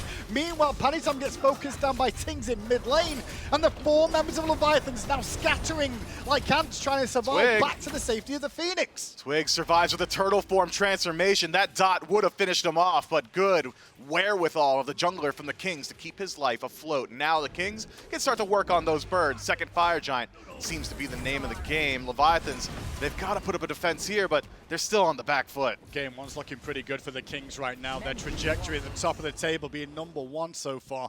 Looks like it's going to continue with how the pace of this is going. What do you do different if you're Leviathans? I mean, you're going to commit at some point soon, right? But I'm not saying they haven't committed, because they have. They've just not found the rewards they've been looking for. Just missed opportunities around some of these team fights. The Camelot Kings too present as Zapman steps forward. Can Twig get him? Yes! No beads was available for Zapman there, even to get away. And now the continuation from Variety on towards Shinto exposes the Phoenix even more and allows Netroid and Big Man Tinks to bring it down. Kings now turn round, fall back. Oni Fury available on their exit strategy. We're looking good if you're a Kings fan. And plenty of time left on this Fire Giant. So you grab the Oni Fury, you head back to base, and you still got multiple minutes to play with on that right side Phoenix. And, well, it's still 30 seconds on Zapman's respawn. I'm surprised that the Camelot Kings don't keep up their pressure immediately and instead reset themselves back to neutral. Plenty of gold in pocket. Anyone who's got the Camelot Kings on their fantasy list probably feeling pretty good about this. Given those respawns over, more opportunity for kills. So I think I'm looking at the set, right, so far, and just this game and the games yesterday, I think it's time to just move away from Poseidon, as in let's bat it away if you're Leviathans, and see what Tings else can do. Because I want to see if Tings can bring something else out while he's on ping, because at the moment he's doing very well on this. He is. It's good damage output, but his presence in the early game just being completely about the farm, I'm not certain. Has it hurt them? It didn't hurt them. They were all just farming, dude. And it did help him, I suppose. But if you're banning Poseidon, he's going to play like Kukulkan, and it's functionally the same. That's accurate. And if you're banning Poseidon, what are you giving up, right? Mercury? It's very rare that Kukulkan and Poseidon are both in the meta at the same time. Normally one's in vogue and then the other one for various reasons. But I don't know. I mean, if Tings has been able to be comfortable on ping, I think you abuse that. You try and abuse it by limiting his options and try and shut him down a little bit in the mid lane. I'm not saying he's the biggest end-all, be-all of this game, but I do think it's a linch point they could try and work on. If you're banning Poseidon, Kukulkan immediately comes to mind. ESET might make her way through as well. That's one of the best ping gods. Just drop Circle Protection on an objective, and you've done it. That's it. Just press 4 again the second it's within that range. And that's a legitimate instant confirmation. We'll see. Poseidon ban wouldn't be completely out of place, and I mean, now that he's got Mirrodin and an Elixir. I think about Banks, I'm like, you don't want to pick it, do you? Do you pick it away from that? Shinto can play it. I don't think he wants to. to. Can any mid laner not play a god? I feel like every mid should be able to play most I've seen majors. some missed Krakens in the SPL. Yeah, SPL, you mean Worlds, not just SPL, dude. Jeez. Right side Phoenix. Yeah, all right, take my job. Go on, carry on. Well, I figured you were petering off, so I was just going to go ahead. You're just gonna, well, generally the chair too, we buy time until the fight starts, and the fight hasn't started yet. So maybe this is my job. I feel like we're in my jurisdiction. You're like a Suedo chair one the way you act. Yarkor though on the back line again, tethering up as many as he can, just trying to reduce the damage, but gets pinned after the fight by Twig, which causes more damage. Ultimate still available for Rongyu, Relic still saved, but the right-hand Phoenix is not. That's all. Phoenix is down now. And King's playing this pretty well, honestly. They could dive in, look for the end. Instead, going to limp away, sustain back up, spend this gold, and look to close out game one. Yeah, only a couple seconds left on the buff of Fire Giant, so no reason to leave any sort of risk on the table. Not to say that the Leviathans, even in a team fight, if it's like a 3-for-3 or even like a 4-for-2 favoring the Leviathans, that's not a win condition for them. The Camelot Kings have built up such a good map state for themselves that I think they're allowed to make mistakes, but even if you are allowed, doesn't mean you have to, so instead, reset back to neutral, give the Leviathans a slight opportunity to farm up, maybe push out these waves. Mid-Phoenix should respawn around the same time as the Fire Giant, so could be an opportunity for the Leviathans to bolster their base a fair bit. But considering the presence of the Leviathans around these Phoenixes, the lack of want to actually dig in their heels and defend, no one really willing to risk their lives, gotta think even in getting the birds back up, an enhanced Fire Giant would get rid of them pretty quick. Trying to use the safety of that little stealthy area there, hoping someone would rotate through the jungle looking at red buff. But Leviathan's not going to be too brave to step up there at the moment. Maybe Zap in mid lane, though, sees Variety now. Immediately rolls towards Panitom to slow it down. Ping's going down at FG. Looks like that's where the Kings are going to go. I'm thinking more about how this game's gone so far, Myth, and I'm like, actually, the only thing Leviathan's got was a stolen Pyro. A stolen Pyro into a good team fight that cost him a Gold Fury and got us back to a net wash. So the Camelot Kings farming up very, very well. The Leviathans, though, I was not expecting the significant presence around the Fire Giant. They have not dealt with every enhanced minion wave on the left side. No. So that will take the Phoenix on its own. Maybe someone has to back, or you either dig, you just got to go. If you're giving up the Phoenix, you have to fight now. I mean, Yarko does have teleport, so he could go back, but if he gets seen there, immediately Kings are just going to pull the trigger on the FG or even the fight instead. Variety in the front line going to take a bit of damage from both Zatman and Shinto. Snipes early on. They're looking at Big Man Ting's pretty heavy here. Has to defend himself with a Kraken to peel himself away. And still Yarko going in. Healing. But look at the support he's getting from the rest of his team. Great revive from Rong Yu, though. Paddy Tom's out of the fight, has to base. Meanwhile, now Zatman too far forward, gets hit by the ultimate from Twig and Variety. And Twig takes out Zatman. Now Rong Yu dies. And it's starting to fall apart from the Leviathans. The Kings are looking to close out game one after bringing down Shinto for his first death this game. It might not have been pretty for the Leviathans in that last team fight, but once you've already shown up around the Fire Giant and given up your left side Phoenix, you have to dive. You have to force the engagement. And the Camelot Kings, they know that too. So what do? They run away. They turn on their heel and just immediately disengage. Bait the Leviathans out. Left side Phoenix goes down regardless. And the Leviathans in an extended chase leave themselves open to the counterpunch. Phenomenal play from the Camelot Kings. This might be the SPL team closest to just being a chess master. So Yeah. I feel like I'm watching Magnus Carlsen play some Smite. I'd argue as well that last year's Season 8, we saw Leviathans really be the ones that were focused on team fights and the best to perform it. They won Worlds because of it. This year, it looks like the Kings are trending in exactly the same direction, and they took it to Leviathans in Game 1, the masters of last year. Yeah, I don't know. The Leviathans, when they were in their team fight phase, was, hey, it's just a team fight. We'll be 5K down, but if we're at the 30-minute mark and we're grouped up as 5, we're just going to win. They were just so good at dividing the map and dividing and conquering these engagements around fire. Whereas the Camelot Kings are, hey, we're going to get to the team fight. It's functionally the same. They end in the same place. But when the Kings get to the team fight, it's like a 6,000 gold lead. What do you want to see happen different in Game 2? What are your thoughts? If you are Oxina right now in the Leviathans booth, what do you say to these guys to try and pick them up and turn this around? Oh, man. If you were given more time, give you a week of prep time, I'd say, hey, we got to work on our macro farm. But because you've only got 10 minutes until this next match starts, I think if you know the Camelot Kings are going to outpace you on the map, you got to bring the fight early. Beat them before they're allowed to farm. Just get that early early pressure. game gods all the way through? That's what I'm thinking. We'll find out if Myth's right. Do the Leviathans draft early game gods next game, or do they try and switch it up completely? We'll see. Will the Kings close it out in 2 after the break?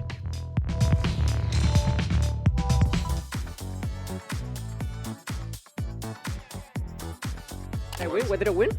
You win the respect. You're telling me an alien wore this? Perfect. Okay. Okay, that was a good cut. Messaging him to mute. The best graphics you really need, Ultra, of course, and I can probably watch a stream on the side. Content's gonna look good. Pretty good, pretty good.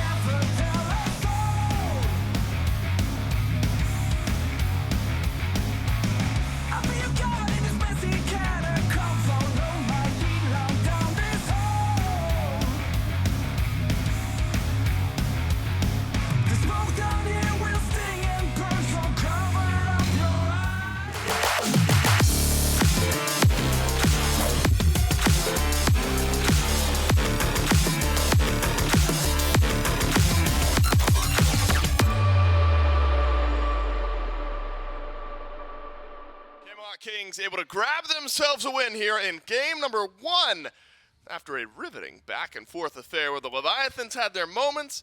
Kings took theirs though, and a couple objectives turned into a game win for the Camelot Kings in game 1 here in season 9 of the SMITE Pro League, powered of course by our friends over at Alienware. All the players, production, us casters, we all use the Alienware gear. Helps us put on and put out this great product every single week. So thanks again to Alienware, and if you want to get your hands on some discounted Alienware gear, head on over to smitegame.com/Alienware and use code AWSMITE09 for discounts on select Alienware products. Thanks again to Alienware for being with us here in Season 9 of the SMITE Pro League. Camelot Kings playing on their Alienware rigs, able to grab a win here in game number 1. And Trelly, it almost goes exactly as we figured it would. Right. Slow, low-kill game. You get into the 30s, mid-30-minute mark. Fire Giants become important. And even facing down a deficit, the Kings just felt more comfortable around those big objectives, and that's what really turned this game. Yeah, I can't look at one singular moment that really changed the tides of this game. It just seemed like a lot of gradual things until those objectives started coming through. Even that last fight there where the Kings just had this massive goal lead. I'm talking right at the end of the game. It looked like the Leviathans had a decent fight back, but then Pantom had to back up to try and defend those Phoenixes. You're in a 4v5 situation, and the Kings were just able to chase them down as far as possible with a nice revive from Rongyu. I thought maybe there was a chance for them to fight back. This is what I'm talking about, where the Arcor dives so deep, almost kills BMT, but on the flip side, the Kings were just able to answer back because they had the man advantage. Yep. Captain Twig looks great, as always, on this Erlang Shen, one of his most storied picks. And then, of course, the continued trend of this Poseidon for Big Man Tings. Another game on the Poseidon, and another good-looking KDA, 4-1-3 this time.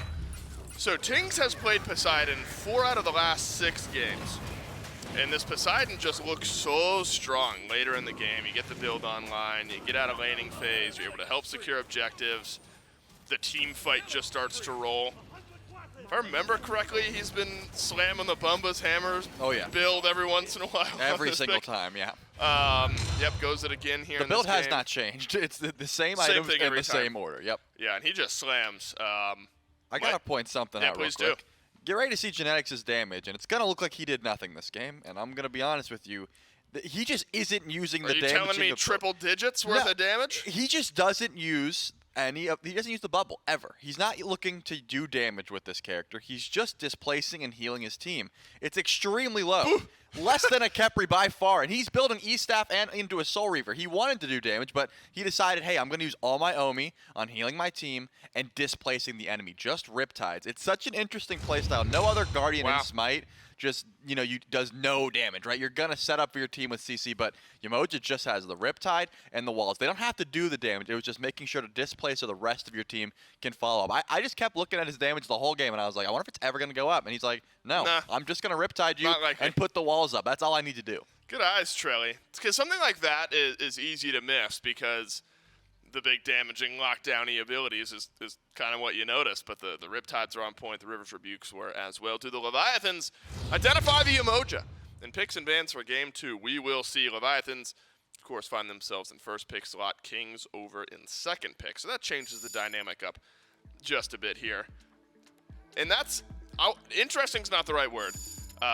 Maybe it makes sense, truly, for the Leviathans to take away this Poseidon, put Tings on something else. Unfortunately for the Leviathans, the something else tends to be also very good for Big Man Tings.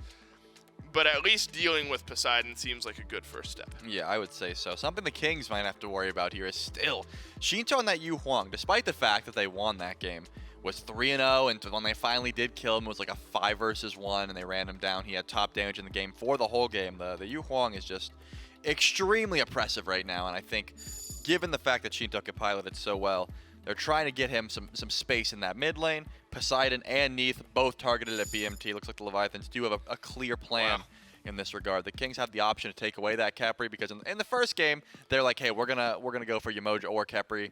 We're good with either. Umoja, obviously the better of the two for the Kings, and they picked that one first. But now that they're in second pick, they have to ban that away. They have the option to take away that Khepri if they so choose. But the Leviathans, like I said, they're looking at that mid lane. If they want to complete the trifecta of bans onto Big Man Tings, Yu Huang would be the ban here because that's the only other pick Tings has played recently in the SPL. A lot of Poseidon, a Neath game, a Yu Huang game. Feels like it's still too early in the ban phase to be banning out of Yu Huang when so much else is viable. Really shows you Khepri ends up getting banned here as well. So the supports both are going to have to go to something a bit unique, a bit different for themselves. Big Man Tings is going to as well. Feels like maybe the second wave of bans when you can start considering Yu Huang, something like that, but maybe a bit too early. As what an interesting matchup we've got for the junglers here, because in so many other sets it feels like the Daji, the Mercury, the Nemesis, those three really specifically get banned out in the first 6 so consistently. And the junglers have kind of been given free reign on those picks. Saw the one Nem, but Erlang Shen still feel comfortable for Twig. Really gives you, I think, a glimpse into the comfortable god pool, the headspace of both of these junglers. Yeah, I think so. And I'm surprised the Kings are thinking about this one so much. You know, given the way last game went, they don't want Shinto on Ullr. So why are they also don't want Yarkor on the RDO. So it looks like now the Leviathans have that option if they do want to first pick that Ullr. But notably, there are still some decent matchups in Ullr open, like the Daji, for example. They are going to pick it though. They're not worried about that. I think that's what the Kings were talking about. Like, bro, which one of these stand swishers do we not want to deal with, Ullr or RDO? Let's think about it, weigh the odds. And they decided against it. So many buttons. Yeah, there's a lot of buttons. They got twice the abilities as anyone else. Well, that's just unfair, right? How am I ever going to win a game when this guy's just got more buttons than I do? Wait till you figure out that Merlin's got 3 times the abilities. Oh my god, he's got so many. And look, Shinto's really good at that pick, and I imagine Big Man Ting's also really good at that pick. When you got that many, Lancelot, got more buttons. Well, he's not out yet, but Could you? Are there 10 gods in the game who all have either stand switches or at least 2 sets? This shall be a day I don't think you could fill out the solo lane with Tyr and Arthur. RDO support. Fafnir counts as a stand switcher. Yeah, I think he has more buttons. We could call Cthulhu. He gets a different side of buttons when he ults. And then Hell, Ullr. Morrigan. Yeah, sure, we can count that as well. We're getting so close. We're filling it out. Yeah, we're trying our maybe best. you could do 2 team comps with multi buttons. At any rate, Chiron gets left open. Remember the first game worth of bans was heavily ADC centric. Of course, with some pivots needed, the Khepri, the Emoji get taken away. Still a Chernobog ban, this time an ETH ban, but that leaves the Chiron open. And Chiron's really risen back here, hasn't he? Specifically for Netroid. It's always been a pick Netroid has been comfortable with. But I think back to their set against the Titans yesterday. Oh, yeah. 5-1-3 on Chiron, 6-1-3 on Chiron, and the 2-0 win over the Titans. Later on in the game, that build really gets rolling, and Netroid just so good at making the damage stick. Speaking of rolling, Geb gets locked in here. I hate you. Well, that was a good segue. It wasn't terrible, and there's an option for the Ymir. And it comes through. I was going to say, I think Genetics always holds on to this Ymir pick for the Khepri specifically, but any support that you're just going to be able to wall off and force into a Phantom Shell. He's got it in the back pocket, and you don't have to pick it right away. No one else is playing Ymir right now for the most part, so once that Geb got locked in. And again, the Geb isn't something that comes out as like an early style pick. Usually it's a counter engage, but only Bellona and Chiron were locked in there. And sure, some decent shield opportunity into the freeze as well, but as long as you're making sure to CC that Geb, wrong use can have to position so well up against this Ymir. It's probably going to be the first target in all these fights if you are just trying to frontline as this Geb. Going into the second wave of bans, though, that Freya was taken away, something that just gives actually a lot of early pressure, which is strange to say, but it's true. What did Zap was saying? We say level 5 or something yesterday. I think he feels like Freya can just kind of start to roll in that lane. Zapman just so good at that pick anyway. But also, I mean, weaker than you get later on in the game, of course, as any character is. But Freya does feel like, while still maybe susceptible early on, no longer completely ignorable in the first few levels of the game. And Zapman goes 4-1-6. On Freya in a win over the Bolts earlier on. And Iset also will get taken away. Happens to also be a Zapman ban. I love that we're banning 2 mages and they're both targeted at Zapman. A couple junglers targeted towards Captain Twig as the Gilgamesh and the Nemesis are both banned out. Osiris left open. That could, in theory. Oh no, there's already a Bologna. Who am I kidding? So Osiris in the jungle for Captain Twig, plus a Bologna.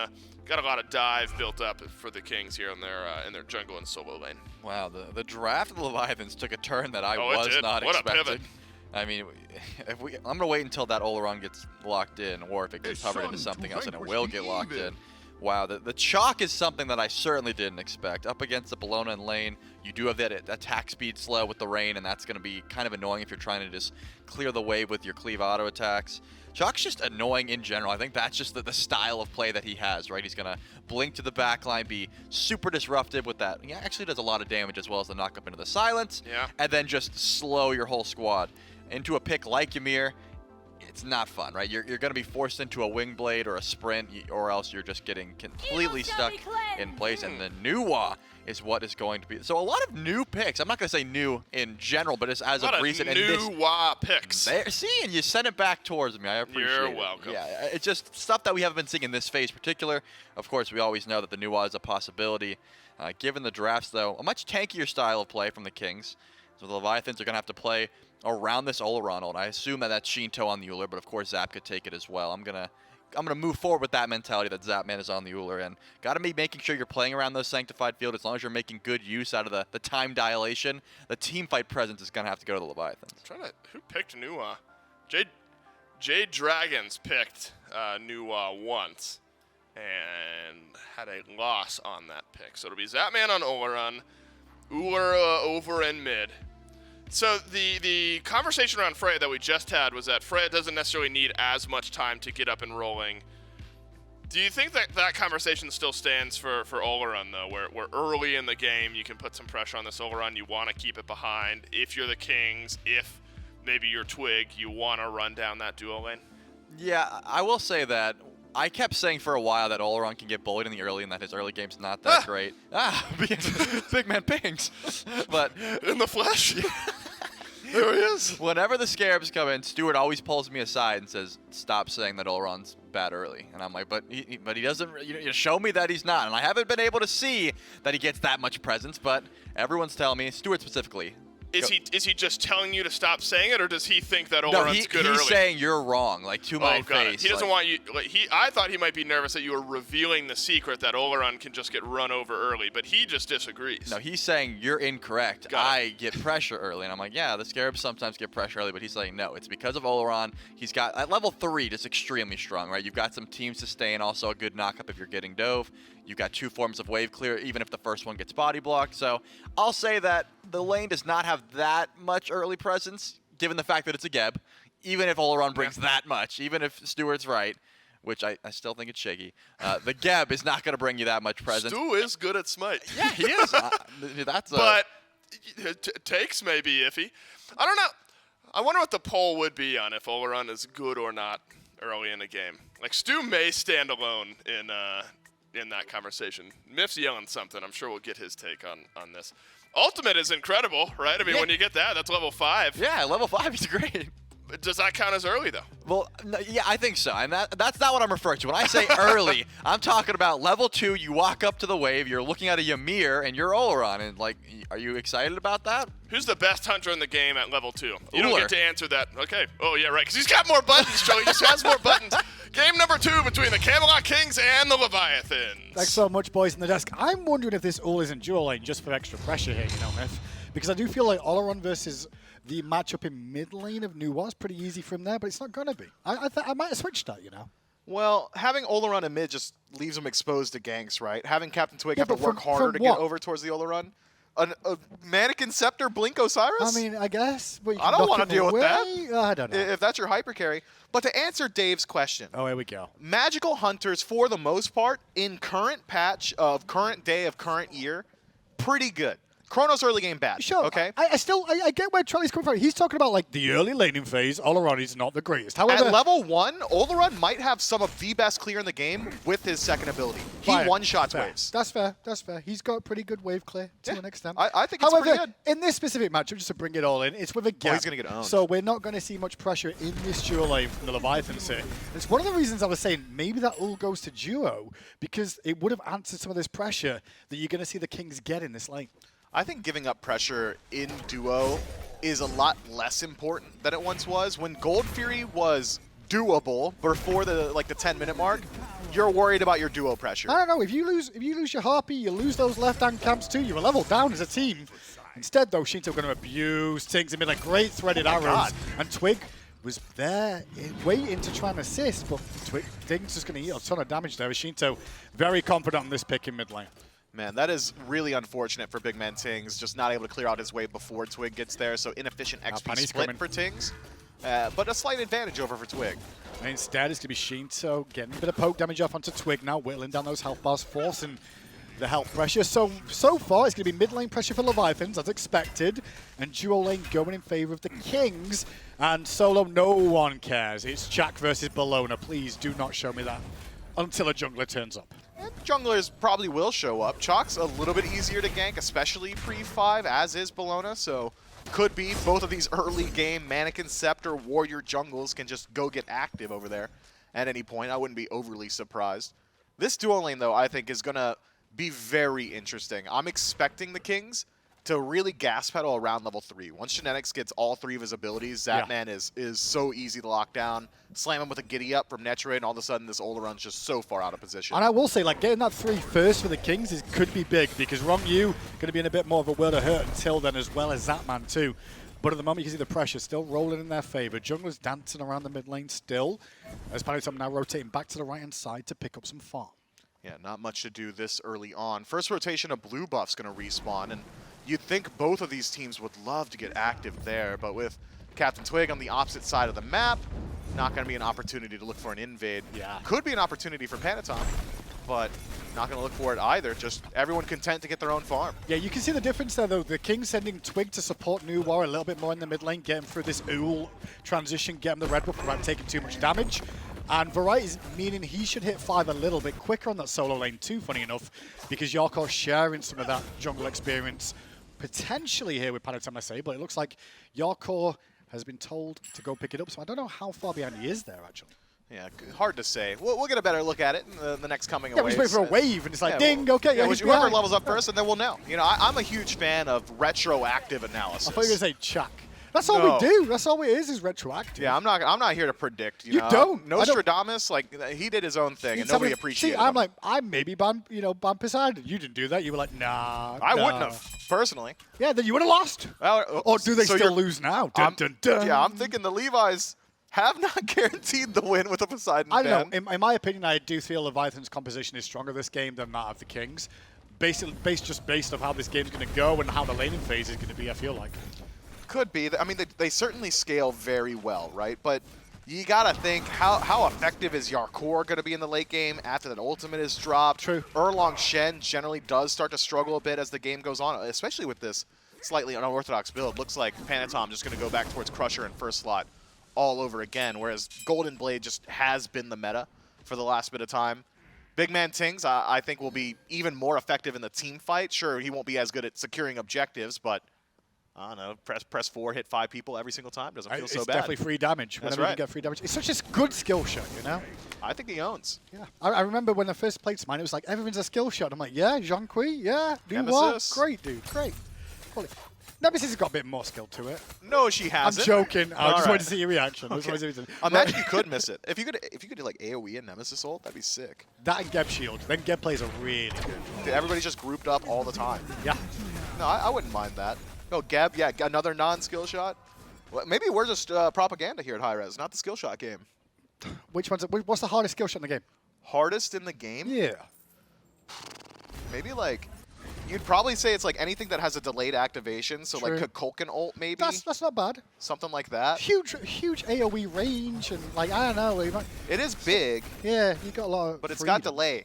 You got to predict and hope they're not looking at you. All right, chat should be debating right about now. Yeah. We've got them thinking. Keep us up to about date, it. production. See if they come to consensus. Someone's gonna say something stupid like Ymir or something like that. Dude, Ymir freeze is hard if they're point blank. Point blank Ymir freeze might be one of the hardest. That is pretty good. Yeah, you just run at a Ymir sometimes can be a really good way to play around him. That's right. So keep your eyes on the Leviathans. Maybe they're just going to stand on genetics in these team fights. I'm Probably not not. saying Ymir is the hardest skill shot in the game though. It's one of the harder ones. What is? It's really got me stumped actually just thinking about it. Oh, man. I suggested a buff to Ymir once. I said his freeze should have a circular radius around his feet and also the cone. I suggested a buff to Ymir that when he uses his ultimate, it's like Scardy Ice. That's a nerf, I think. I just think it's funny to watch that happen. I'm almost certain that would effectively be a nerf. Think about putting someone up against the wall, dropping your ult and dropping your wall, and having them ping pong off the wall. Does it still slow? No, it wouldn't. I mean, maybe it should. If it's still slowed, I'm okay with Maybe it. it should. Because you want them in there. That's Like, why you I want to don't hold use- them in there that's instead why I of having don't them use it. slide out. I want a blind on everything, and I want, you make more slip and slides. There should be more blinds. Those have got to be hard to make. I wouldn't know. I've never coded anything in my life. Frustrating. So the solo lane still now level 7. There is a slight lead for Variety that we saw a little bit earlier on, starting to develop there. Has that Berserker shield online. Yarkor going for ye old Transcendence on the Chak. One of the items we've seen a lot in the Pro League when Chak did get played once upon a time. Zaylee were a big proponent of that way back when, I will say, on that right-hand side. But the amount of power you get because of the scaling of Chak makes a huge impact and also affects your healing. Yeah, that's the most significant part, I think. Sure, more damage feels good, especially with the majority of his kit dealing damage, but the effective healing, the scaling on his third ability is so high off of power that I think Transcendence at first slot might actually, once it's stacked up, bring you more survivability than a dedicated defense item, at least early on. Once anti-heal gets brought into the equation, you've got mitigated success in that, but as of now, no anti-heal to deal with. Right, Harpy's being looked at. Variety rotating in ahead of the Chak here to try and cause some problems, but now he takes a ton of damage there too. With 3 members of Leviathans being around, would be kind of tricky there for the Kings to continue fighting into that. Nuwa, meanwhile, did pick up a red buff. Has that Warlock staff now stacking up and online? Same can be said for Shinto with his Transcendence too. So with everybody stacking, Thieves, Transcendence, Warlock staff, couple Transcendence on the Leviathans as well, expect the pace of the game to maintain what we've seen over the last 7.5 minutes. It's all about macro farm. And when the game is about macro farm, one team in the SPL tends to just pull themselves a lead. And it's the team on your screen right now. Camelot Kings have done it yet again. 1,000 gold as if from thin air. From thin air, just continuing to farm. I mean, that really comes into wave splitting a little bit more effectively, if I'm honest, like just sharing the experience around. But it doesn't give you an insubstantial lead for one player over another, though, is the only problem. However, look at the level difference, they're even. Yeah, level's about dead even, and really this sort of gold split as it is, maybe like each individual member, I'm assuming probably Captain Twig, Big Man Team's 200 or so gold over their opposition. I don't know why I'm guessing. I could look at the net worth chart. That's really just wards. Yeah. Wards and potentially What relics. is this play? Well, he's Where's probably just dead. going to go? He's trying to die to the tower before dying. Oh, but it's going would've to be been Geb. Should have given it Geb. Didn't. Shinto stole the kill. Great first blood to the side of Leviathans because Ymir was there. That's right. That's exactly right. I didn't even see how he got. Was he stealing away offerings? I think he was, and then he got caught getting rotated on more than anything else. Well, I mean, the blink more than anything else was the biggest surprise. Sorry, the sprint used there more than anything else was the biggest surprise, I should say. Well, the sprint had the blink not happen. He's dying to tower, right? Like, which would have been a much better alternative, but Panatom dedicates the blink just to make sure that the kill goes over, and I'm definitely it does sure land on Shinto, which is nice. Definitely sure BMT was happy about that. Thanks very much. I've managed to survive the early game as new war against this all. I had a slight lead. And then you fed in the jungle for no reason and gave him a kill. So now Shinto, a bit more gold in the coffers for him and see what he can do with that. Right hand side though, gank attempt onto Variety, who times his ultimate well, gets taunted back in by Panitam though, followed by the Cactus. Follow-up, CC chain just too good, and can Twig turn it around? But the Tether's in play, must on all 3. Ymir turns up and throws the freeze out, the Glacial Strike, and he goes, boom! He won't find Panitom though, and Twig will escape. The wall slows him for a second, and the minion helped out, but Twig finds the damage at the tail end. 2 for 2, and Captain Twig off to the races. Just significant grouping from the Leviathans to shut down Variety, gives you the 3-man Lord of the Afterlife. Great rotation from Genetics as well, connects the freeze into all 3. If both skill shots are connecting onto literally everybody on the opposition, you're probably going to at least come out even in the team fight, 2 for 1 trade. Just avoided the freeze there, still leaves a ton of damage. Gets an axe on Tiggs, misses with the threaded arrow there. Has to leap away. Shino knocks to half health with Genetics rotating around, but still has those beads because the freeze off the mark. Yeah, no way for them to chase over the wall either, so Shinto decides to stick around, takes the fight a little bit longer, realizing the burst was gone from the Camelot Kings, leaps over once he needs to, and doesn't really lose out on anything. So good wherewithal from Shinto, just knowing his limits in that trade. Had he connected bladed arrows with Big Man Tings, that would have been a highly favorable trade to the Leviathan's mid laner. I know you mentioned, like, at the end of the last game, you felt like you wait to see Leviathans get a bit more aggressive early on. Do you feel They're doing it. the comp has done that? Are they doing that so far?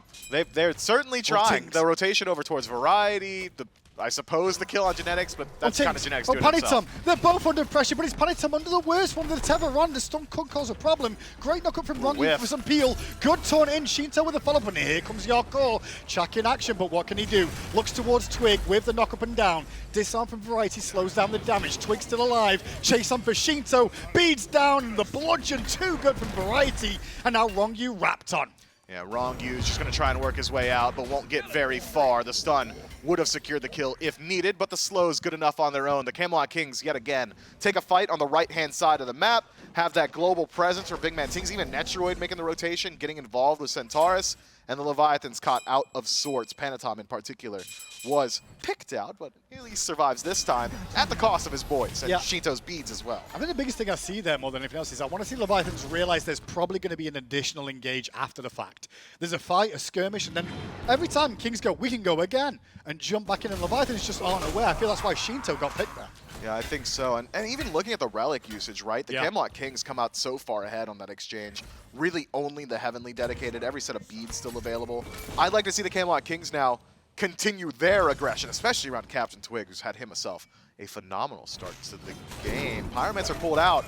Variety's here. But what can Variety really do? Has Steal his ultimate available. Now comes Osiris looking for the steal, but a beautiful knock-up from Rongi at the right time there. Secured the kill for Shinto and the boys of Leviathans. Yeah, it looks like the Gold Fury's going down pretty quickly. Zap should be smelling that, though. Zap cannot be... He can't do anything about it. Oleron steps up, he's dead, right? Drop the ult and walk away again, dude. It'll slow him down at least, It right? would slow him down, but your team's already fighting on the right-hand side of the map. If you're dropping your ultimate just to slow a Gold Fury, you lose your survivability.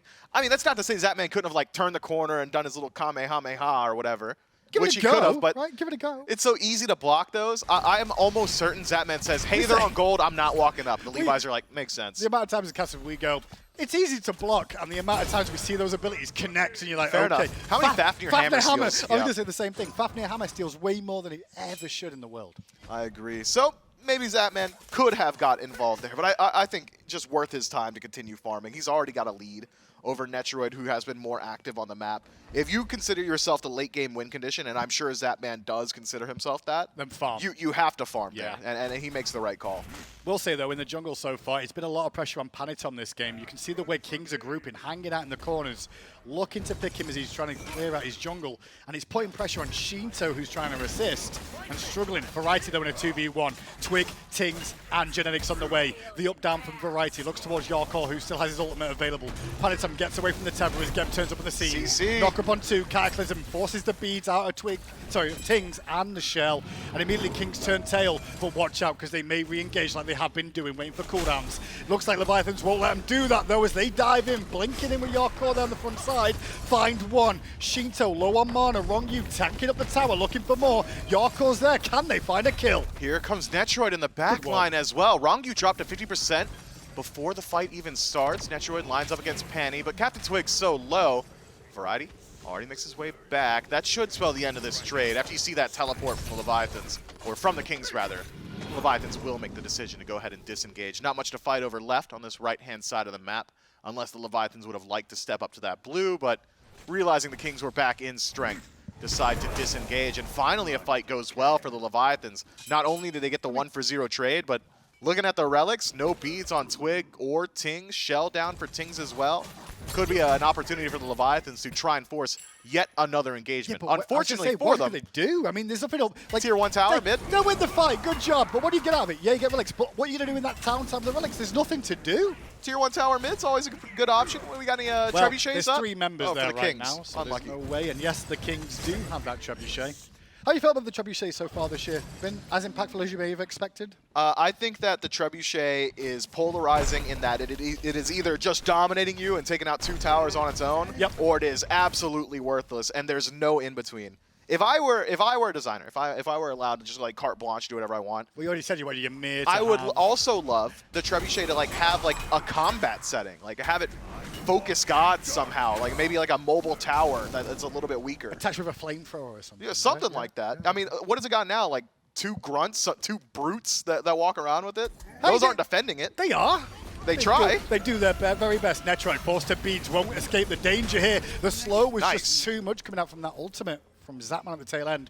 Great rotation from Panitom there. Leviathan starting to battle back into this game now.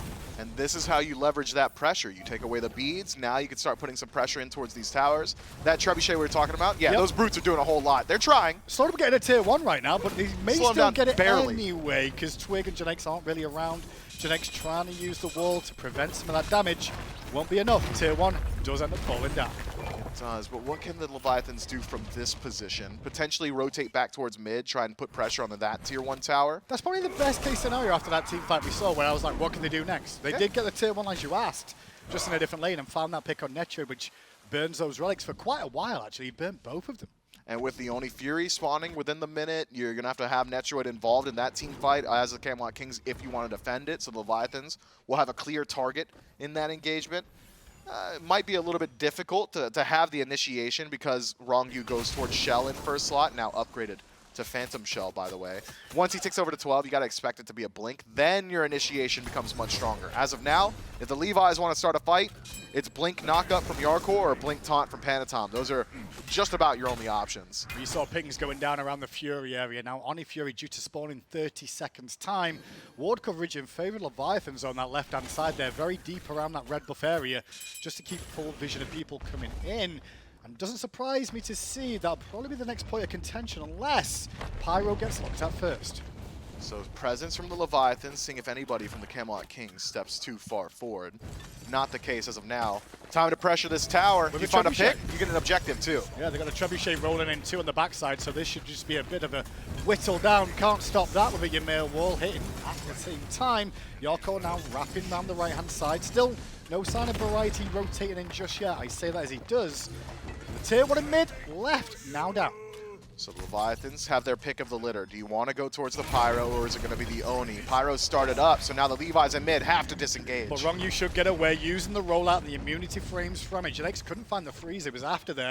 I think a great axe from Shinto came into play, funny enough, just to stop that and allow Rongyu to escape some potential pressure that probably would have forced his ultimate. And now Twig, who overextended for that chase onto Geb, has to run away and use the ultimate defensively. But the good news is, Panatom used his too. Yeah, well timed from Captain Twig, forcing out the ultimate in exchange. An overchase onto the Geb may have put him out of position, but removing one of the primary initiation tools from the Leviathans might actually be a value trade for Twig. Especially at this point in time where level 11 for Leviathan's Geb in the support role can't get that blink online if he so chooses to go that route too. As Janex now has hit level 12 as well, these relics will make an impact from the support avenue. It's Kings, though, grouping up with the Pyro, and Leviathan's taking the Oni Fury. Dead even state as of now should be a slight advantage to the Leviathans once the objectives fall. Oh, yeah. On the left side of the map, both these teams just poking and prodding, looking for their opportunities, waiting, just trying to establish that lead, and so far, no lead established by either of these squads. So you have to evaluate which one of these teams is stronger in the 5-on-5 engagement. I know you said earlier you prefer the Leviathans. I'm not so certain that it's as cut and dry as all that. Zapman. I'm not going to say this. I'm not going to lean on Shinto as much as the game goes on. Yeah, I do Shinto feel falls off a the bit. damage will fall off as these tanks get online. His poke's always going to be really good, though. His poke's going to be good against Tiggs and Netroid. Those two are going to be squishy, and if they right. can get to him is the real big key there. But even Zapman, as he gets much stronger as the game goes on, will have to contend with longer and longer Ymir walls. You've really only got the singular Phantom Shell to get you out of those scenarios, and it isn't actually a blink pickup from Rongyu. Yeah, Instead, probably going to be an entangling wings. You can entangle, have your root, movement speed boost, walk up, then go for the Cataclysm. So it makes some sense there. Variety, Shield Bash slows, Twig, pretty much everything slows, Genetic slows. Plenty of issues there with that, so taking that sprint may allow people to get away or just avoid an ability to. Right-hand side, though, the grouping is starting to happen from the Leviathans. The Oni minions have already begun, I believe, pushing up on this left-hand side. And now the Fire Giant dance may begin as Rongyu leads the team into King's territory towards now Yarkor, and Variety was trying to defend this Tier 1 tower. I'm not sure you want to defend this Tier 1 tower, but even slight presence from the Camelot Kings gets the Leviathans to back up. I think there was just enough time there. Like, what is that, 2-3 auto attacks would have taken out the tower, but bide their time and will work their way forward with the minion wave. Yeah, they want Zapman in there just to get those shots off, and the wall again by Janex just reducing the amount of damage the tower takes. Won't be enough, though. This time round is now 3 towers taken and Leviathans fall back to their own half of the map. It looks like the Kings are really struggling to find the secured kill, right? Captain Twig can rotate in and do a whole lot of damage with this build, but he's not exactly finishing him off on his own. Variety can build some space, but we haven't really seen Nuwa get at it. Shinto in mid lane on his own, now surrounded by 4. Janake's there with a good wall to follow up as Twig still chasing in under the tower. Shinto still alive thanks to the shields from Rongyu, but Big Man Tings with that amazing skill shot ultimate does pick up the kill, and now Zapman's on the warpath looking for Twig. Netroid very low, Rongyu just keeping pace, waiting for the team. Good wall from Genetics for separation. Whoa. Even better 3-man freeze from Genetics, and now Variety comes into this fray to bludgeon down the front line and push back Leviathans. Tinks turns around, Netroid starting to heal up. Rongyu now looked at, whittling down his health, but Yoko blinks in towards Netroid, who gets hit by the pin from Panitom, but it's not enough for a kill, and the turtle form has to help him out. A wall again will not be enough as a shield comes through from Rongyu, and still Variety trying to fight, but has to fall back too. A crazy engagement where only a jungler and a mid laner have died. Man, Genetics comes up massive for his team there. I know the fight doesn't turn around how the Kings fans would have loved, but 3-man freezes back-to-back, wall to separate, make sure his allies are getting out of these sticky situations. Another turnaround, slow, nearly confirms the kill on a Rongyu with a wall into the Glacial Strike. Look, I don't often speak directly to production. Give me a clip of that entire team fight from Genetics' perspective. I'll break it down for the fans. Say, not just even Ymir, I feel like both the supports in that engagement did really well. Rongyu did well, but I'm not sure, man. No, it's not the same level as Genetics with a 3-man freeze and that wall separated. That was huge. But some shields from Rongyu kept Shinto alive in mid long enough for his team to rotate in there and make it not as terrible as it was about to look. Kings, though, feeling confident now. That last fight went pretty well in their favor, they'd feel. Now they're looking for some revenge on some of these tier 1 towers that Leviathans still have standing. Netroid will bring this one down as the pace slows again. Look at the relic roundup, right? You've got a couple of relics still on the Leviathans teleport up, but nothing on the Kings, and they're the ones starting the fire. Entangling Wings, the only thing besides their abilities to use. Well, you're looking at Zap with relics up for the carries, but the problem is he's not even at this fight yet. Kings did start up the FG, but pulled away immediately when they saw the amount of presence Leviathans had. Panitum falling back to base. We'll reset at 5-5 then. Gold lead, only 800 now, but funny enough, in Leviathan's favor. Is that the first time this set the Leviathans have actually got themselves an advantage? A little bit earlier on, there was for a 4-minute mark, there was a window. All right, second lead of the set that for the Leviathans. That was Janaik Stein, if you remember, to that first blood. That was the only difference.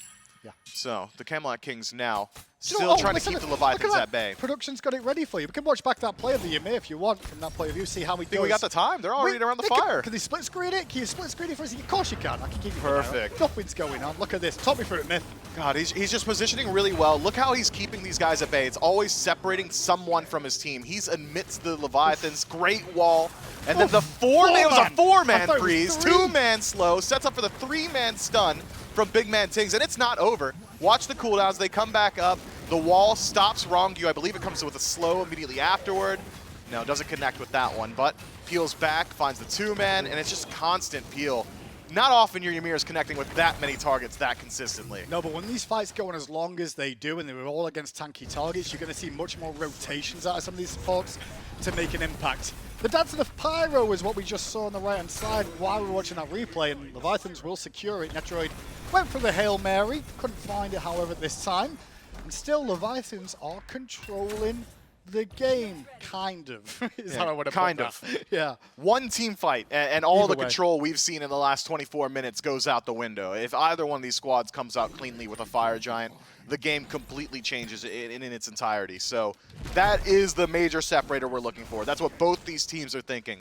Hey, Gold Fury might go down, big whoop, don't care. Pyromancer might go down, not concerned. Fire Giant goes down, okay, things are getting a little bit antsy for both of these squads, especially with the amount of towers still standing as well. It's just a lot of gold on the map.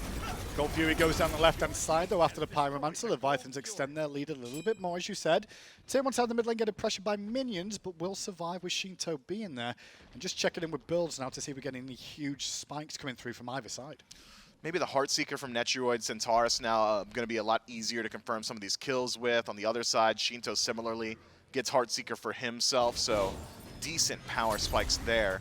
Maybe the most important is this frontline pickup, Variety, Death's Embrace now available to this Bellona. Massive infusion of power, but even more important than that is the survivability. Every single auto attack giving you a percent of your HP back, in conjunction with Scourge, giving you healing there as well. And Means that Variety Berserkers, could just yeah. stick in there. He is stuck in the team fight once he gets in. And that's kind of what you want him to do anyway, really. You just want him to pick a target and stay there as long as possible with backup from his team following through. Leviathans grouped around FG. War coverage relatively even between the two. Sentry ward is down, actually, in favor of the Kings on the FG right now, but the rest of Leviathans now walking up. FG now pulled. Genetics on scene. Twig 2. And at the same time, Netroid and BMT hanging in the back. Reset from Leviathans, though, as they see Kings square up. Yeah, Levi's are allowed to go for that style play because, little known fact, Oleron's also a healer, not only a late game hyper carry, so we'll be able to resustain his team and keep them topped off around this dance around the Fire Giant. The Camelot Kings have not got that same opportunity themselves. Sure, healing from Netroid, but like Chiron healing's not even worth talking about. Food for thought, but would maybe have been worth an Ankh this game for Kings with the Oleron and with Paddy Tom and with Chalk? It's a lot of self-healing. It is a lot of self-healing. I don't know. You're sacrificing either Entangling or the Fortifying Shell. I don't want to give up either of those. If I'm Genetics, maybe Variety could have instead of the Maybe, Horrific. yeah. I'm probably all right with that. Yeah, Ankh instead of Horrific. Tier 2 tower in the mid lane does fall down as Leviathan's just opened a good window damage. there. Genetics wants to give chase with the Kings, finds the freeze on Yorkor, has to ultimate to immune some of the damage and give him some protections. And Rongyu's there with a shield backup. But look at Variety zoning away Shinto now, who got left on an island on that left-hand side. Rongyu was trying to help out Yorkor and it left Shinto a bit more exposed, who went for that red buff. Now he's trapped in a world of hurt, but gets good support from Zapman. It's not enough just yet, but what can Another Zapman do in freeze. terms of damage? It's starting to whittle down the frontline tanks, but Zap now getting focused by Netroid, Big Man Tings, and Genetics. And now Netroid on a double kill, looks towards Rongyu, stuck in place in the rollout. Panitom looking for an exit, as is Yorkor. A great fight from Kings after Leviathans went for that tier 2. Yeah, Rongyu gonna fall down here as well, but keep your eyes on the last remaining Levi's. I'd do it, yeah. Two of them going for the Phoenix. This is dangerous. If they don't spot out the back, no, it's only the singular back, so they're not gonna risk their lives here, and they at least put some pressure on the map. I like this call. Now they can fold back, try and get in towards that Fire Giant. Variety won't be there with his team. It's going to be a 2 versus 3. And they know it. Kings know Wow, that these guys that's are going to good. come, so they don't even start the FG. They've got to try and cut off the avenue of escape for someone. They're looking for Yorkor, but taking so long, Yorkor could have backed at this moment in time. He's still hanging around, and FG has been pulled again. Slow burn, though, and present still from the Leviathans. Yorkor making the rotation in, as is Panatom, down to a quarter, and not the greatest confirmation for either team. Panitom's kind of got the angle here as Yorkor's forcing the focus. Netroid now diving in a on reset. Yorkor. The reset has happened. Yorkor had his ultimate available, but now surrounded by 4 members, thanks to the teleporting from Variety too. And now Yorkor will fall down. Panitom's still alive. Shinto back on the map. Rongyu back on the map, as is Zapman. FG defended, but at the cost of Yorkor's life. That might be one of the best winning lines you could take as Yorkor. He keeps the game alive there. We talked about it earlier. Fire Giant is the separator. Sacrifice your life to get all 4 of your allies back on the map and ready to defend. Hard call to make, but a great one And on in top of this that, regard. he does have that teleport too, which he'll be could back. help out if they start a fray off. I expect Kings to go, hey, we've got a man advantage for 40 seconds, let's go fire, let's force a fight. They've got to do it quick. If they don't, York will be back. So quick they do it. Variety pulls out the Fire Giant. Netroid going to start working on his burn, but Slow this though. is what Yorkor fought for. The opportunity of 4 members of the Leviathans to put up a defense. Plenty of them watching on. Fire Giant not going down relatively quick here. Both of them just kind of eyeing each other up. Now at half health. Panitom left, Rongyu right, Shinto and Zapman up the middle.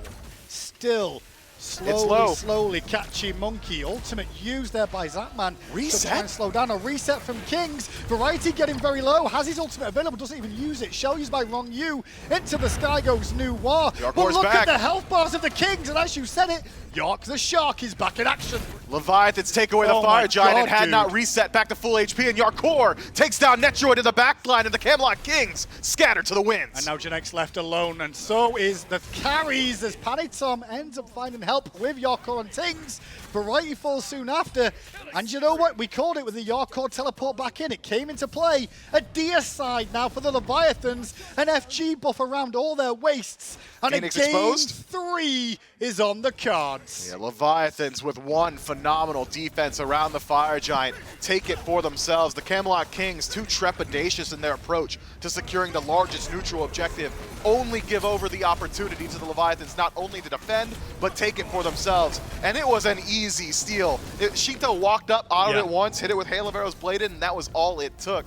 I think the Kings in that spot, Commit. you just have to commit. It's commit or get off the pot. That's kind of the two options you've really got there.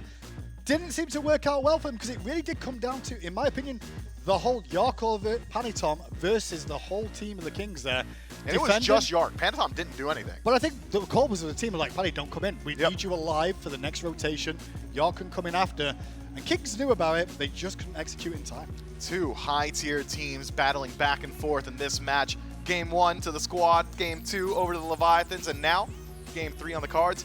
I'm thinking both teams are making adjustments. You don't want another game that goes as even that long yet again, especially with the Camelot Kings showing the presence to win out that early game. The macro farm so important. Leviathans, off a couple of nice steals and a couple of defenses, are able to fight their way back in, but you don't want to be put in the position to be fighting on the back foot all 3 games. Seen a lot of focus, though, from both these teams and all the teams in the league at the moment on first pick focus, on trying to get first pick. With the Kings losing there, they will be first pick potentially in the next one. We'll see if the bans change. Will we see a Poseidon ban as a second pick option from Leviathans? I don't know. Could be a bit tricky. After the break, though, Game 3. We'll see how it goes.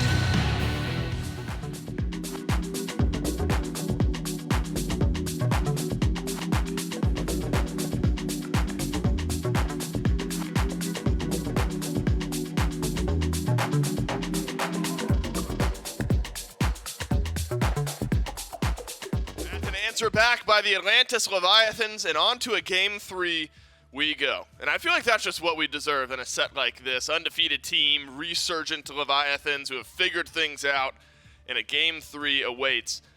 Now the Kings will probably look back at this Game 2 and realize they had every opportunity to really maintain control and take things over and end the game and end the set. Leviathans buy their time, they get themselves a good fight on maybe a dropped ball by the Kings around that Fire Giant, but the Leviathans put themselves in that position and they were able to capitalize and win. Yeah, I'm going to paraphrase a bit of what Myth and Hindu said at the end of that cast. Please do. Yeah, you know, Myth was talking about, I don't think either team is that happy with how this game went. Of course, the Leviathans were in a losing spot and ended up making a great comeback. They're at least happy they got the win, of course. And the Camelot Kings, that Fire Giant fight, Hindu said, commit or get off the pot. And if I That's what he meant, And right? if my boss can't say the phrase, then I certainly can, so I'm not going to say the actual. But you get what I'm saying. That Fire Giant call, they got it very low. Then they decided to chase into the Sanctified Fields for a bit, which is a bit questionable. And then the turn back from the Leviathans with Yarkor teleporting in. He had such a great fire defense.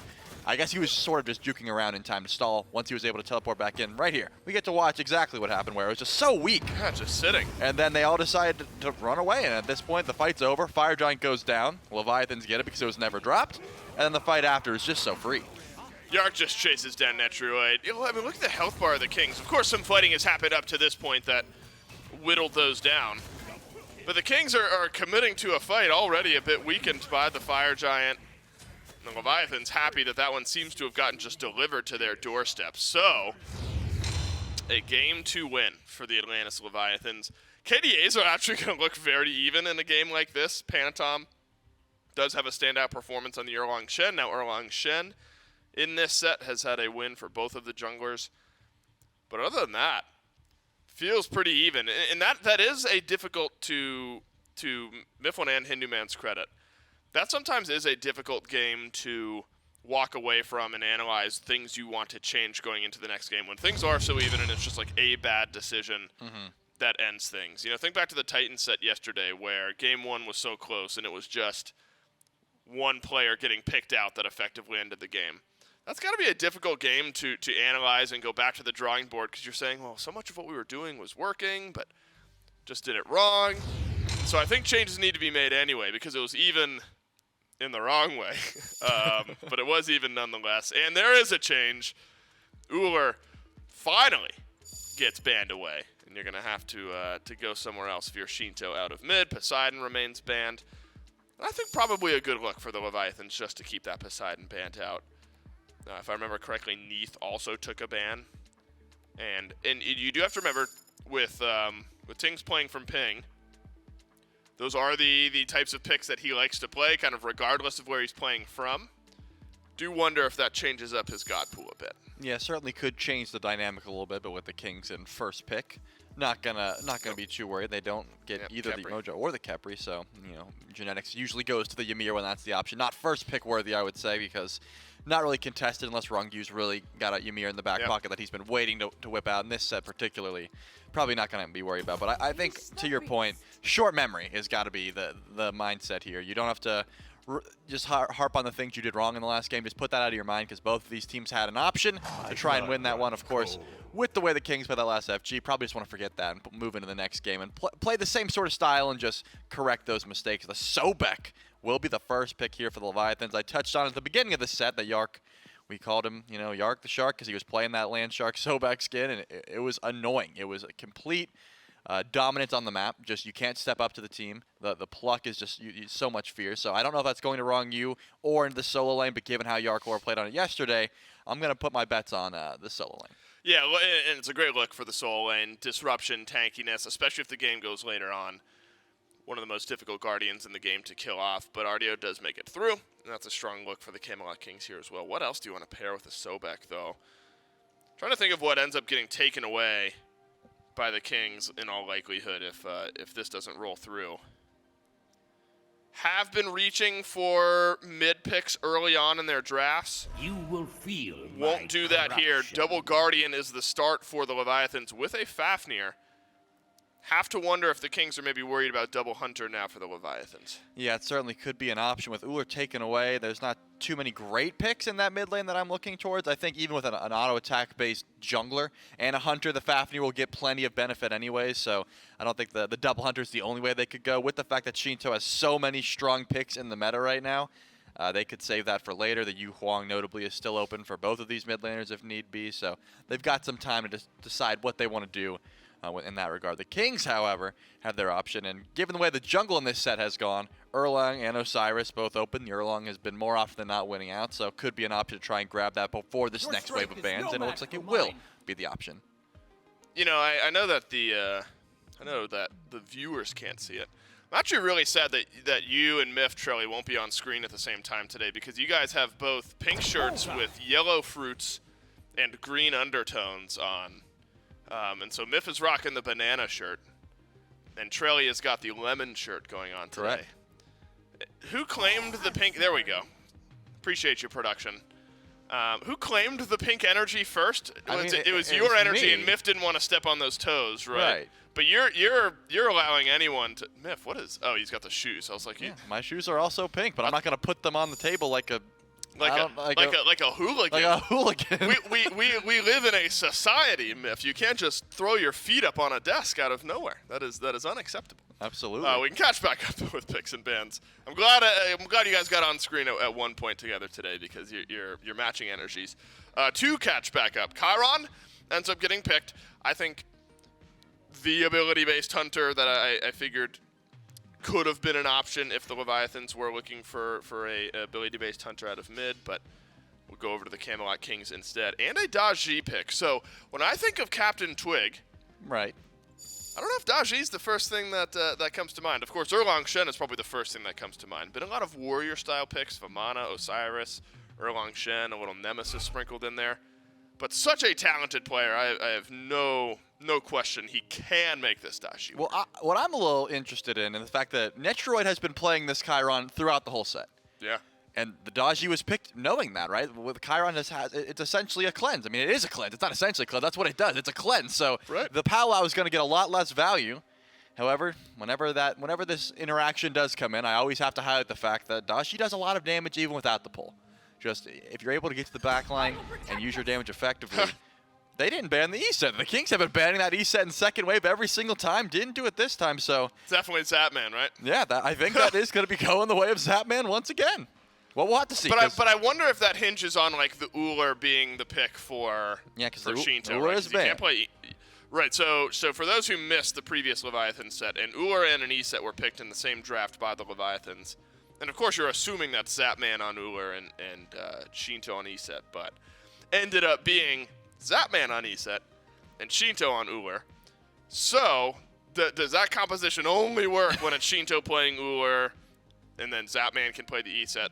I suppose that's the question. But my point is, keep your minds open that this could be another Zapman E set for the Atlantis Leviathans, depending on what the final pick of the draft is. As a couple Hunters do get taken away in the second wave, the Olrun and the AMC both gone, and then Guardians supports rather taken away from Genetics. And that's where my head's going, is Right. that the fact that Uller and AMC are taken away. I will vanquish Chernobog's a all decent evil from this hunter in the world. mid lane, but there's not too many good mid lane hunters available with the Chiron already being locked in. The Neath could be an option, but I feel like the clear isn't the greatest up What against. about to the Ymir? Yeah, and the Ymir will be the option, so double Guardian.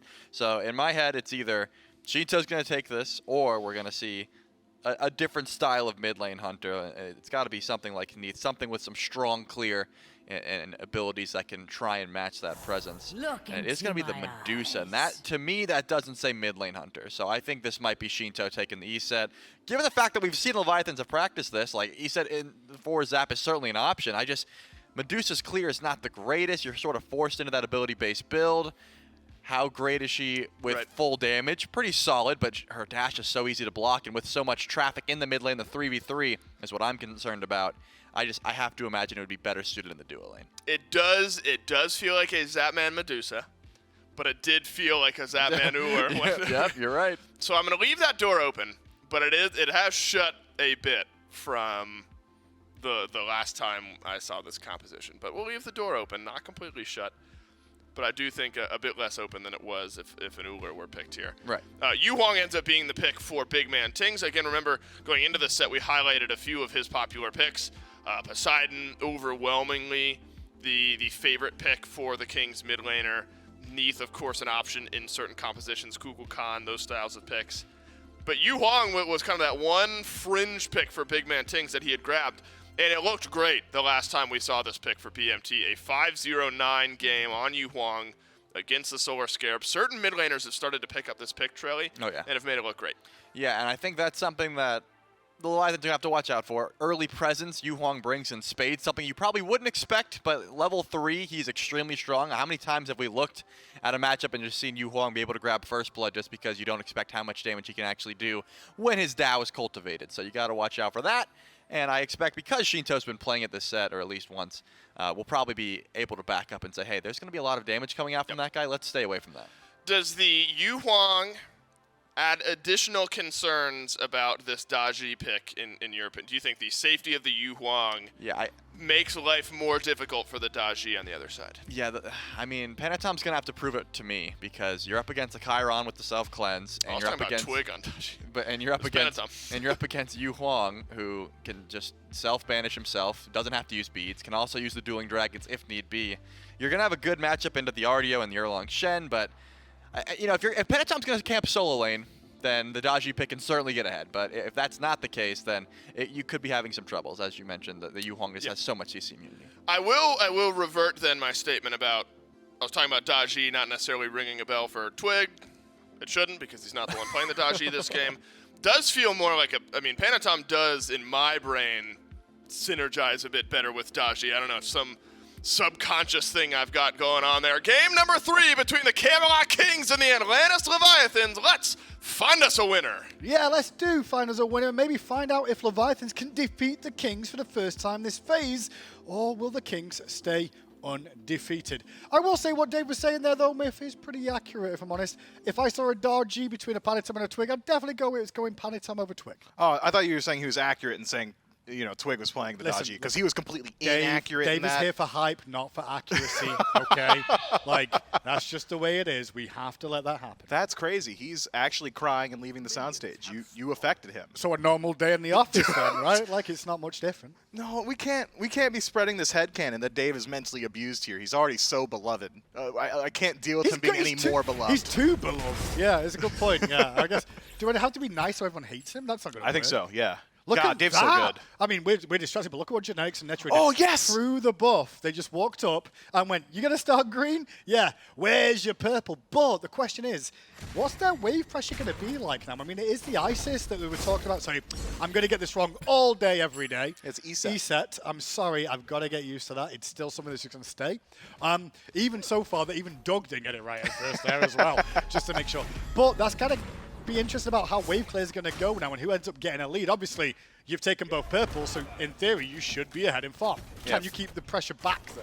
First wave, that's going to go to the Leviathans just as they get there first. We'll see how second and third waves start to roll out. That's when you're going to have a much better idea of how the pressure of this lane goes. I all-in on the chat this time because I thought it was ESET ADC, and I am not a believer, especially with Captain Twig on an Erlang Shen.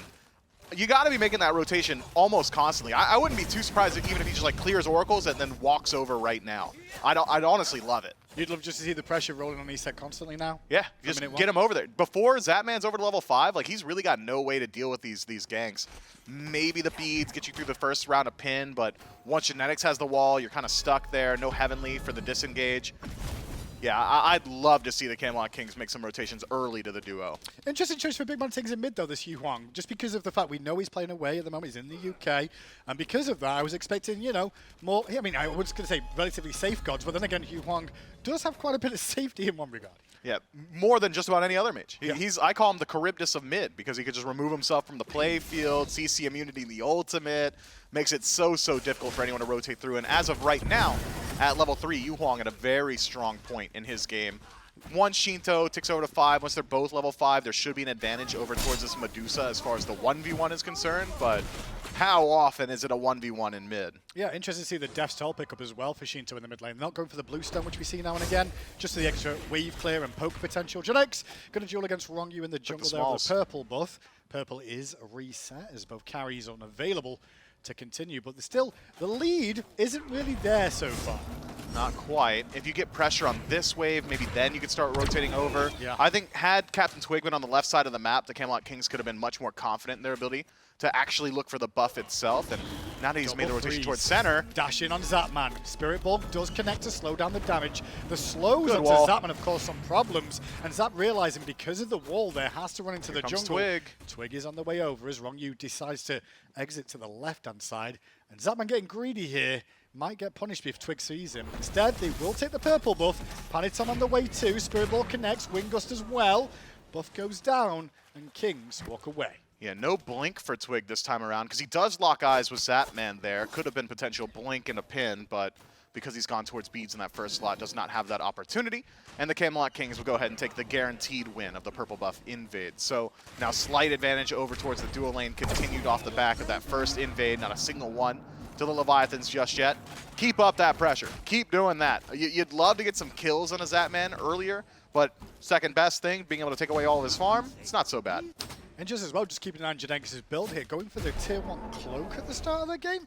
Not used to seeing that. It's not got any real health, and it's just prots, I believe. We see Spirit Robe first pretty consistently. It's like, do you want to wait until Gauntlet of Thieves is full stacked, or do you just want to have your survivability off rip? If you're getting active early, I think Spirit Robe is certainly the answer. Fair, and this is a composition from the Camelot Kings that has the ability to get active early. Has a ton of CC on the side of the Leviathans too, I guess, when you look at that. I mean, everybody pretty much going to be CCing throughout this game. And one thing we've not touched on yet, I don't want to, but the days gone by of Guardian solo is back, it seems. RTO versus Sobek, a tale as old as time of nobody dying, but making potential big differences in these team fights. Yeah, just have another support on the map. And Conduit Gem coming back means that Guardian solos probably will as well. Both Guardians going towards it in that solo slot. So, decent wave clear, good pressure towards buffs, decent follow-up on jungle, and maybe a fight here. And here we go, into the buff, steals it away, and now the pressure's on as the Leviathans have to walk back. Paniton low on mana here to really continue the aggression. But the blue buff was stolen there by the King, so a small victory. Yeah, the Kings getting small victories all the way across the map, but still have not separated themselves too much just yet. Should be some slight XP advantages here or there, but gold still largely equalized. XP much more important at this portion of the game, though. You get over towards level 5 first, get over towards that second relic at level 12, then you can start throwing your weight around at these objectives. Hard for the Kings to do that on Gold Fury side, as Zapman is E-set and has access to Circle Protection now, but certainly some potential. And 2 minutes left on Zapman's beads. Certainly a whole lot of potential energy for the Camelot Kings. Just can they turn it into kinetic? Yeah, I think the biggest difference I can see between it so far is just that little bit of a lead for Big Man Tings in the mid lane. He's about half a level ahead of Shinto at this moment in time on that Hugh Huang, which is a bit of a surprise, honestly. I was expecting to be a bit more further back, but now has that Warlock staff online against the Transcendence of Shinto. Yeah, so both going to be stacking up. One getting more survivability as he builds his stacks, whereas Shinto just all in on that damage style of build. Dodgy with the Transcendence there. Yeah, slow game. You want high power scaling, and you want your Dodgy looking for one-shots in the late. This is one way to stack it up early. Transcendence makes perfect sense to me. You could even go towards Jotuns or Hydras in second slot. Getting that CDR, that's what so important. Yeah, the CDR for Jotuns just to get the beads off cooldown constantly with the Powwow is where my brain would be, especially when you've got something like a Sobek on your team. The potential follow-up variety hooked into a dangerous spot or two here. Tries to rush away. Now will survive, just get whittled down, and you can see the Kings were there to rotate if needed. The call for variety was, I'm good. Instead, take some more jungle. Yeah, I'm surprised Panatom doesn't use Powwow there. Variety doesn't have his bead, so would have been able to pull him in. I guess just not happy with the damage output that he had saw just yet. And with Transcendence in first slot, you're probably not going to have that damage until a little whiles later. Captain Twig trying to match that rotation. Yep, it's all about this blue buff invade. You see Janex already over here as well, and we'll definitely make sure he can take that minion in the jungle towards the Trebuchet. Blue buff done. Axe out from Rongyu. Does connect onto Twig there. Immediately transforms Rongyu, but the follow-up, where's it going to be? Variety or Janex could be the focus. Is Janex all in? Shinto dashed in there. He's Big in trouble. Man Ting saw it, as did Variety. Now Shinto pinned into a wall. They all turn on Shinto and ignore the tanks. and his late rotation ends up being punished. Double pin from Captain Twig. Fight's not over just yet. Double slow from Genetics, and the damage is good. Yeah, the RTO cripple alongside the pins really causing problems. Wrong you. Trying to get Big some pull. real damage off. Twig still alive. Good pull from Panitom, but it's not going to be tough enough wall. for a kill whatsoever. That rotation in. 2 kills to the Kings and the jungle stripped. Tough wall there from Genetics. Had he got it behind Panatom, it would have been another kill over to the Camelot Kings, but when you have as good as plays as Genetics, I'm willing to allow him to have one misplaced wall, if only barely. It just sounds awful to hear like RTO and Erlang Shen on the same team. You think about the pins and the Oh, you're stuck. cripples. You are really just in there to fight the entire time. Essentially a pin from Big Man Tings as well, Yeah, the yeah. freezes, the slows, the range slow from Netroid in some of these team fights. This is a composition. Now that I look at it, if the Camelot Kings are ever getting proactive in a late game team fight, their chase potential is through the roof. Displacement from Big Man Tings, long range chase down from Netroid, walls from Genetics, up against a composition of the Leviathans where you've got conditional escape from the wall from Panatom, who needs an ally nearby. Shinto's just stuck, Zapman's just stuck. Keep your eyes on Rongyu. We've been seeing a whole lot of early Phantom Shell pickups. This is another game where you're going to need them. Yeah, more than likely, just to deal with the Ymir walls again. And that whole play that happened in the jungle there, it really kind of came down to that Shinto dash for me. When as soon as he dashed crazy there, dash. Big Man Ting saw it, and the whole Kings went, wait a second, that is Medusa's only real escape opportunity. And the Leviathans already wasted so much on the fight there to try and peel for each other, they couldn't support Medusa. And that ends up causing Kings to have this lead. Yeah, just the instant dueling dragon saying, hey, Shinto, you're just stuck, and then another phenomenal wall from Genetics to confirm that kill onto Shinto. Good wherewithal from Shinto, maybe not the best dash, but realizing, well, I already used it, and I'm stuck here, no way I get out. He at least holds the beads. Beads did get used there. Tell a lie, it was the ultimate by Shinto just to avoid the freeze. CC chain, though, from Leviathans wasn't the greatest there, with the circle of protection down, the Spirit Ball off the mark from Zapman. And Kings get those Harpies, the Oracles, I should say, around the Fury, and then fall back and keep farming up. This is a high-pressure game from the Camelot Kings, just everywhere on the map. Blue buff invades, purple buff invades, controlling these Oracles. And it's just a devil-may-care attitude around these team fights. It feels like anytime the Camelot Kings see any sort of opportunity to put out some poke or commit to a kill, commit to a fight, they've done so. And you can see it reflected now, how that's really had a ripple effect on the map. All these back camp invades put Captain Twig about a level and a half up. He's gone for the faster of the 2 jungle builds, doesn't have to worry about stacking Transcendence. Instead, Golden Blade in that first slot, really helping him clear the jungle quickly. Now looking towards that Toxic Blade potentially. This is a very aggro game from the Camelot Kings. I'd love to see them just keep this pressure up, start rotating in towards this Pyromancer. Fighting on the Gold Fury side, still a little bit iffy just because of this E-set. But Gold Fury is iffy regardless. Pyromancer, on the other hand, Variety's got a significant lead. Fight around him. Yeah, going back to your point, though, I feel like obviously Leviathans too. I feel when ESET gets into the fray a little bit in these engagements, that Dispel magic that's going to give their team shields could cause a lot more problems and allow more survivability for a lot of people. These team fights could be bloodbathy, but when I say bloodbathy, a lot of pain, but no death is kind of how I feel. A lot of very tanky targets, a lot of in-combat healing for the Camelot Kings, decent survivability from individual members of the Leviathan, so it could be hard to actually find your pick. That's the concern right there. So had Panatom actually been caught by Genetics' wall, I'm not sure he's in range to get to that Greater Scorpion. That's what I mean by conditional escape. You need an ally nearby. Does have a blink, though, if he needed it, or even the Palo to buy time, but it's not something he would like to use if he can help it. But I do feel there's a lot of pressure on Panitom this game, especially when we talk about the tanky targets. The damage the Leviathans have, I'm not 100% sure of. I don't think there's enough damage on this team unless ESET can really step up in these engagements. Medusa, we'll see how she goes, but I really think Dodgy has to find some damage this game. Yeah, Dodgy's got to do a lot. And I think maybe the most important thing is the Wombo combo from Leviathans. Pal out, pulled into a circle protection, you're probably winning a team fight. Yeah. But looking at the beads from the Camelot Kings, they have not been under threat. Maybe Yarkor is pulling beads off of one member at a time. Shinto might be able to do it, but these are the best players in the world. Not often you're getting slammed by Petrify. Wrong use single target as well. And the conversation around any composition that has Dodgy in it is, do you have enough AoE CC to facilitate? So far, it's just been Panatom working on those beads. Gold Fury not even being looked at here because ESET's made the rotation to the right-hand side. With the Circle of Protection secures the Pyromancer. Genetics watching on there, just kept an eye on what Ymir was up to. If he walks forward, do we see the wall instead? It looks like the Kings are going to rotate hard left and look for a Gold Fury. Yeah, it could be. Circle protection goes down, so your fight in potential for the Yep. Leviathans severely limited. You've already pushed waves into tower in both mid and left.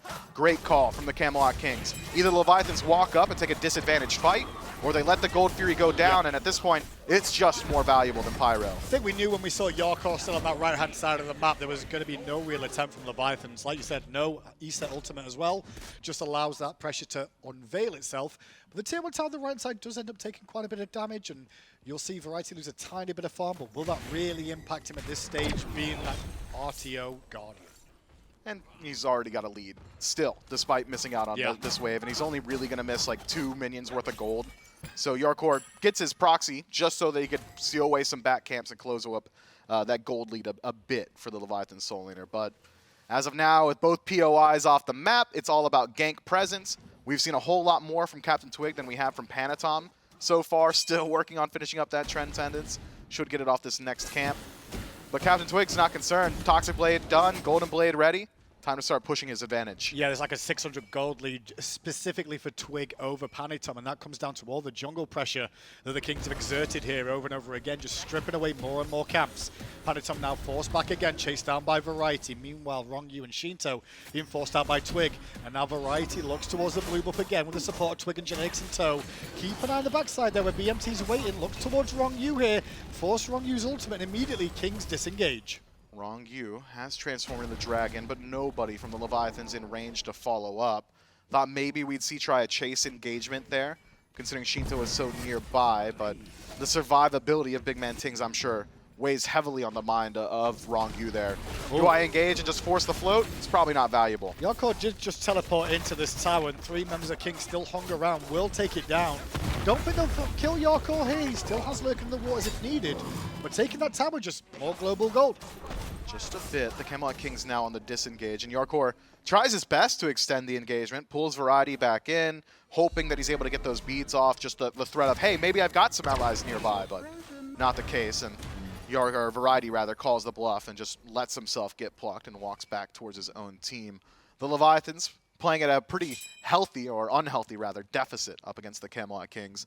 This style of play, with this style of composition from the Leviathans, I think dictates they have to show up to this next round of neutral objectives. If the Kings continue the pace that we've seen for the last 14 minutes, you're falling into their win condition. We talked about the Leviathans' win condition of Oni Fury straight to the Fire Giant, start working through your towers. Camelot Kings is, hey, nothing on the map to do. We're farming up better. By the time there's something on the map to do, we're going to be so far ahead that you don't want to fight. And very often, these teams in the SPL just simply don't take the engagement, and they bleed out, a death of 1,000 cuts. The Leviathans, I think, have to be there. They have to be willing to stick in these engagements. Don't allow the Kings to push this lead much further than what they've got. But all the while, Kings have just really focused around the right-hand side of the map. There's been no pressure towards dual lane from either side so far in this engagement. So I'm starting to look at the 2 carries there and go, what can they bring to the fray? Can this E-set really make a difference? Good wall. But does everybody else get too far apart? Rongyu has his ultimate available again, so he won't be under too much threat here. But look at E-set charging on in with the Medusa ultimate 2 in tow to try and find some sort of damage. This is a big chase from Leviathans here. It is, and the Leviathans have taken more damage, just the Camelot Kings throwing abilities behind them as they disengage. Now Zapman steps forward, no circle protection, and a whole lot of poke. That was just too far forward. The rest of his team were even around. He has to beads away from that. And now Twig goes for the ultimate, gets returned with a parallel, pulls in Variety and Genetics, but there's no damage to follow up and bring down those tanky targets. Yorkor, though, on the Sobek, causing problems with the backline. Will down to half health again, as still Shinto kept on the fray in the distance from getting poke off. Instead, he eats a ton more than bargained for, and Leviathans end up eating more damage overall, I feel, than that of the Kings. Variety forced back to base, does not have teleport, so will not be able to come back to this engagement. Relic Roundup, seems like the majority of beads still available to the Camelot Kings. Both Big Man Tings and Netroid have got there, so might as well chase out. Wall narrowly avoided by Zapman. Tings and Twig still nearby. Seems they want this tower. Yeah, it seems purple buff's also coming up for Leviathans there too, so it's not terrible to stick around, but playing the tower game. I mean, at the end of the day, you win the game by killing the Titan, not getting kills, so just keep whittling them down and taking them out if you can. But have they bit off more than they can chew? Netroid getting very low, has no charge away, pops the ultimate expecting to die, will at least return some fire. Yorkor chasing, though, looking at Tings. Tings has beads, and will use them. will. Had he not, he just loses his life there. At least able to drop some damage into Yarkor first. And looking at the pacing of the neutral objectives, the Leviathans actually have a significant advantage moving in towards this Oni. All up to Variety to make a play we've seen from Yarkor in the previous match. Will he walk in and try and slow down this objective, buy time for the rest of his team to rotate through? No, I don't think or so. will he just disengage? I don't- Zatman's low, Yeah. but he's got circle protection. They do, and it looks like with him going back there, I actually think Camelot Kings are going to be okay losing this. Even if they do, they're like, listen, we're up 3-4K Kings has ult. on his own. You were just talking about Zap not doing this? Yeah, but he did. can just toss out a dragon from like super far. All right, then, here we go. Will he do it? Nice try. Off the mark a little bit. I mean, when I say off the mark, I mean he attempted it just a little bit too slow. All the while, Kings do at least get the Pyromancer, so the goal deficit not huge, not a huge loss, especially if they strip away some of this jungle. Yeah, get the Greater Scorpion, a little bit more global gold for your team, strip away some of these back camps. That is a high value trade for the Leviathans. Gold Fury for Pyromancer still valuable at this point. It wasn't the standard Gold Fury, and we've seen some changes to how that objective works, which means it's just not worth as much gold. You get the enhanced minion waves, and I believe the Oni is worth the least actual golden experience compared to both Primal and Standard. Sure. So the uptick actually belongs to the Camelot Kings off of that trade. Greater Scorpion, I think, edging out with Pyromancer what the Leviathans are able to establish for themselves, which is such a curious trade, isn't it? It used to be like all the Gold Furies were worth the exact same resources, but now just figuring out the chess game mental of math, yeah. which one's worth it to really commit to, and the Camelot Kings say, not this one.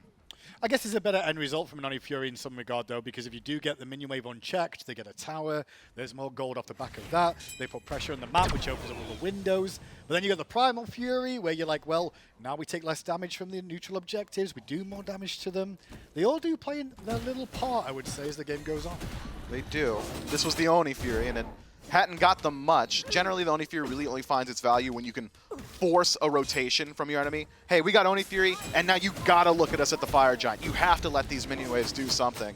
Not the case this time. The Leviathan's not in a position to force that kind of engagement. Instead, just take the Fury and have some enhanced minions for the Camelot Kings to clear out, which they deal with adeptly. Nothing really comes of it.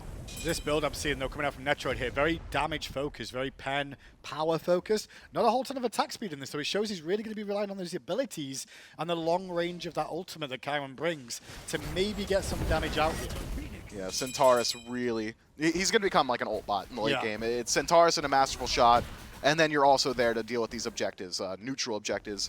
Not as much, but the permanent objectives, this ability pen build, actually a little bit better at dealing with towers and phoenixes. The crit build, more so for the golds, the fires, the pyros, things along those lines. So once the Camelot Kings start to get to that point, they might struggle a bit, having no crit available to them in just finishing off Fire Giant.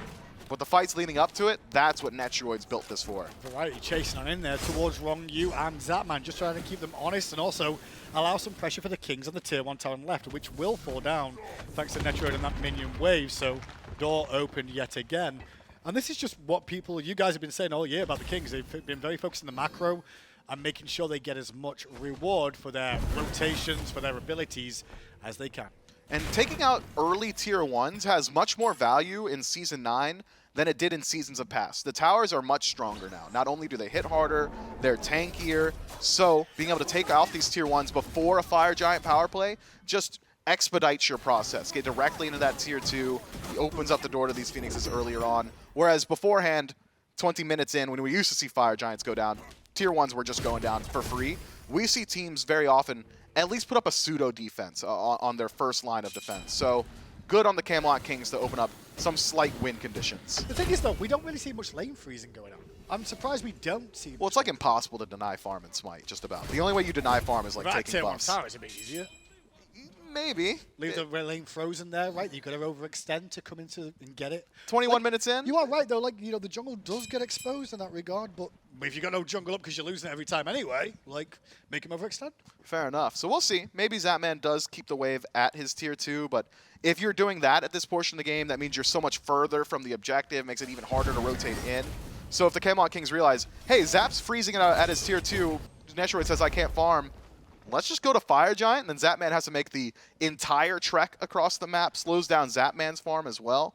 So freezing much more valuable early on. You take like a pre-10-minute tier 1 tower, sure, freeze on your tier 2. At this point in the game, I don't think that's a concern for the Kings. Well, Fire Giant could be on the card sooner rather than later now as we approach the 22-minute mark in the game. Low kill game, but it's kind of happens with a lot of European-style players for the most part. It's happened over the years. And the Kings made up majority of Europeans, surprisingly enough, so you can see them trying to play to their advantages. Leviathans, meanwhile, they are on the back foot, I feel like, but they're treading water, trying to get to this late game, and then try and look for one team fight. I think it's really setting up for one huge team fight that's going to blow this game wide open. The last 10 minutes, I'd argue the Leviathans done a really good job of stemming the bleeding. Yeah, This lead has not extended in a whole lot of time from the Camelot Kings. And the Leviathans are a squad that are very willing to get to that late game team fight, even at around a 3,000 deficit, not something they're very accustomed to. And then just taking the engagement from there.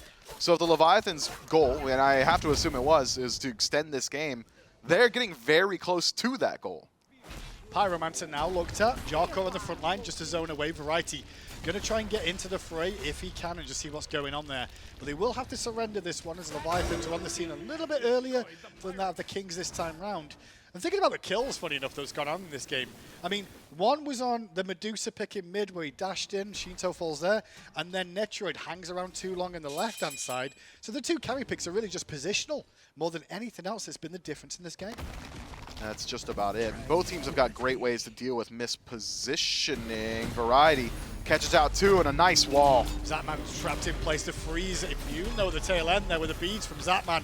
Into the sky goes Paddington though with the Paolo bringing Twig back into a dangerous spot and Twig getting very low. Yoko credit with a kill. Now Genetics put back into danger. Meanwhile Zatman is taking on Variety 1v1 to shut down that RTO. Genetics will be chased by Shinto.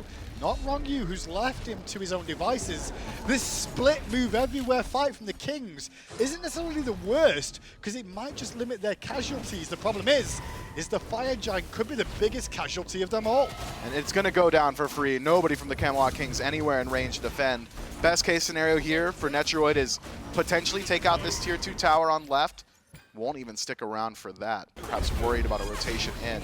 Could go for the Gold Fury, I suppose, with the help of Yu Huang. Where did that go wrong for the Kings there? They got caught out. They initiate immediately onto the two targets. I believe it was Rongyu and Zatman. The wall from Genetics very good there. Captain Twig overcommits with the Mink form, trying to chase out. Gets pulled back in by Panatom. Didn't have the beads available afterward. And then once Twig falls down, the whole fight falls apart for the Camelot Kings. Everyone scatters to the wind. Netroid fully disengages. Genetics just trying to peel for himself. And the Leviathans, who were already grouped as 5, they had a much simpler time of directing their attention. These two are walled off. Let's get to them. Okay, well, there was only 2 people fighting them, so now all of a sudden it's a 5 versus 2 right next to the Fire Giant pit. The Leviathans simply grouped harder.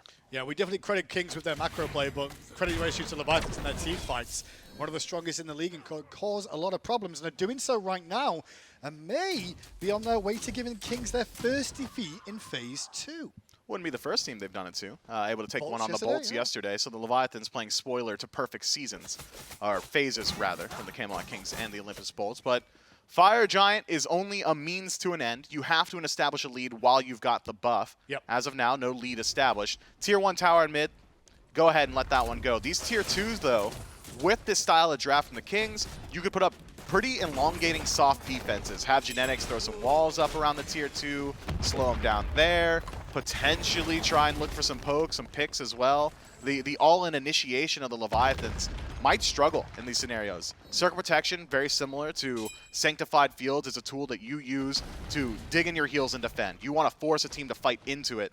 Very difficult to use those abilities offensively, unless you're doing like an instant pop Circle Protection. Do like what Leviathans did though, split the map apart, don't allow the Kings to group up, chip away at the towers, and leaving them just with the Phoenixes now to find out what happens next. Yoko back to base, is level 20, has some gold to spend, and will upgrade that Gem of Focus now. How much of a big matter is that in this game?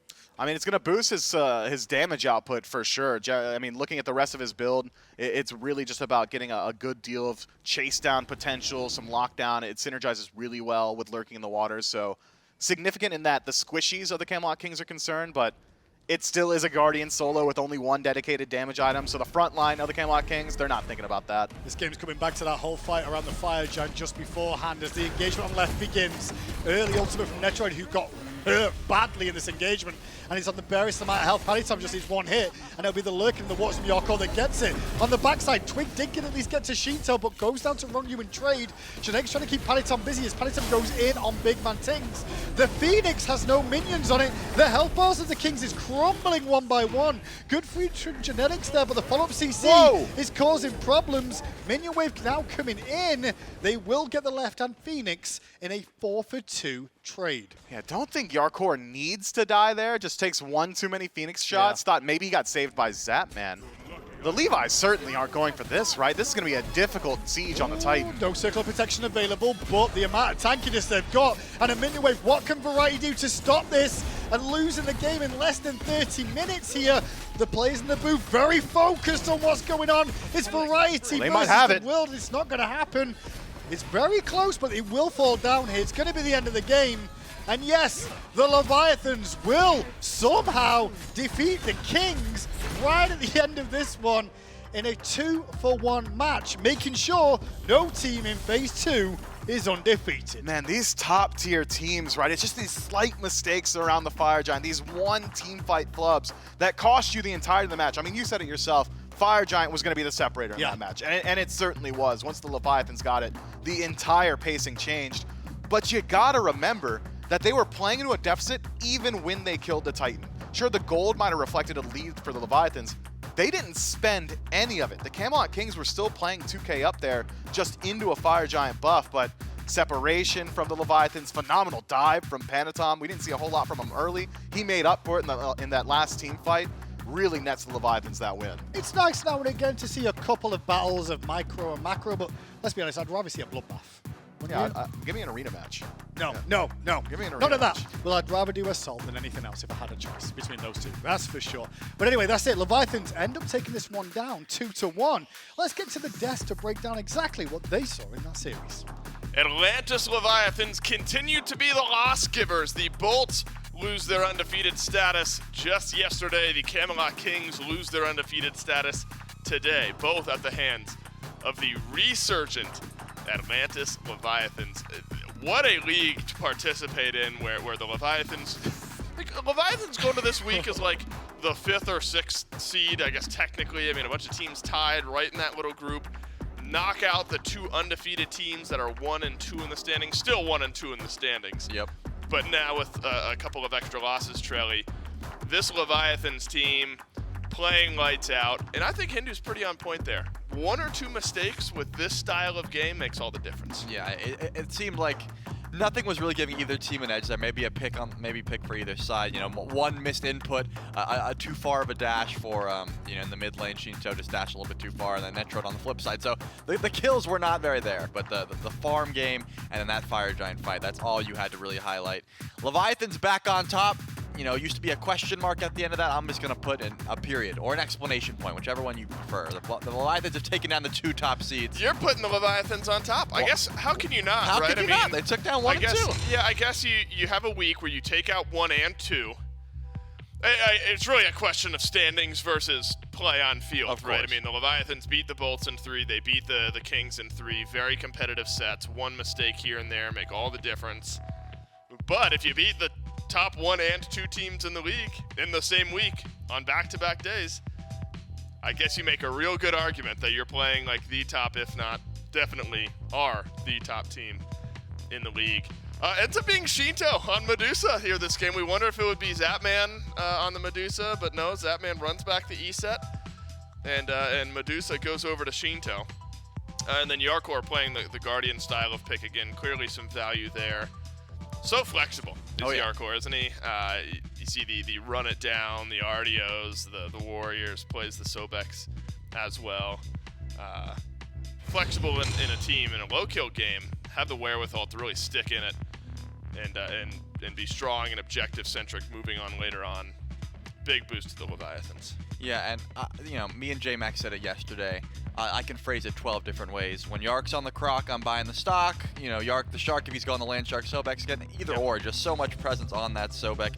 It's so hard to play against it. You can't walk up to a fight like that. You have to watch out for the Plux. Panatom was able to find a ton of success on this Daji, despite the fact being into the not the greatest matchup with the Chiron cleanses. Just able to focus on variety and Captain Twig specifically, and was really able to negate how much this Erlong Shen was able to do. 5,000 damage at the end of the game. There wasn't too much fighting, but as an Erlong Shen, you want to get ahead early, you want to make sure you're scrapping, and the Daji was able to nullify that. What a weekend for the Atlantis Leviathans, right? You go into this weekend knowing you're facing 2 undefeated teams, and you end the weekend having beaten both of those undefeated teams. Leviathans emphatically back with a period and exclamation point, however you want to put it.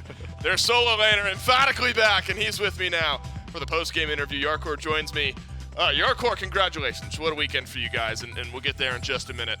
I want to talk about the style of games that you guys had yesterday and today. Feels like low-kill games that go really long.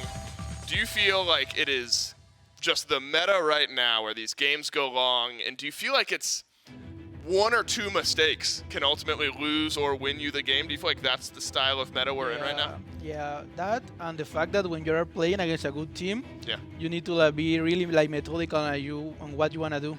Right. So it becomes to being like more objective focus, like Right. the small things, like for example, getting the cups, getting the traps, trying to, I don't know, get the coups even. All that small stuff like counts a lot against really good teams like the Bolts and the Yep. Kings are. So Sure. And we've talked a lot about the Kings with that, especially their macro play. The small things really start to add up. Shine a light for me if you can. Zapman on ESET, because we see Medusa locked in, and of course we assume that'll be Zapman. If you can, why is Zapman getting the ESETs instead of Shinto?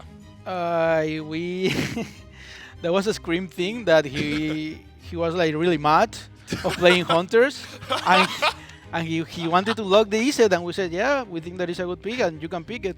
Yeah. I think that's a really good thing in our team, that everyone can play everything. Like Shinto Right. can play the ESET too if he wants to. Right. But if Steven is feeling it and he's calling that he's gonna secure everything, we are trusting that guy with our lives. So Sure, and Shinto can play the Hunters as well. Final thought for you here. You take down the Kings, who are undefeated. You take down the Bolts, who are undefeated. Do you feel like the Leviathans are the best team in the league right now?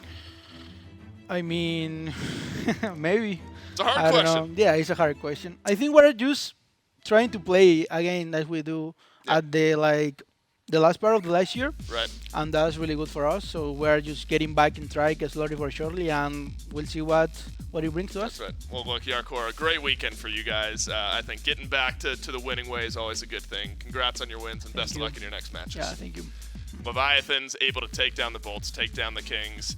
Always humble in victory. It's a good way to be.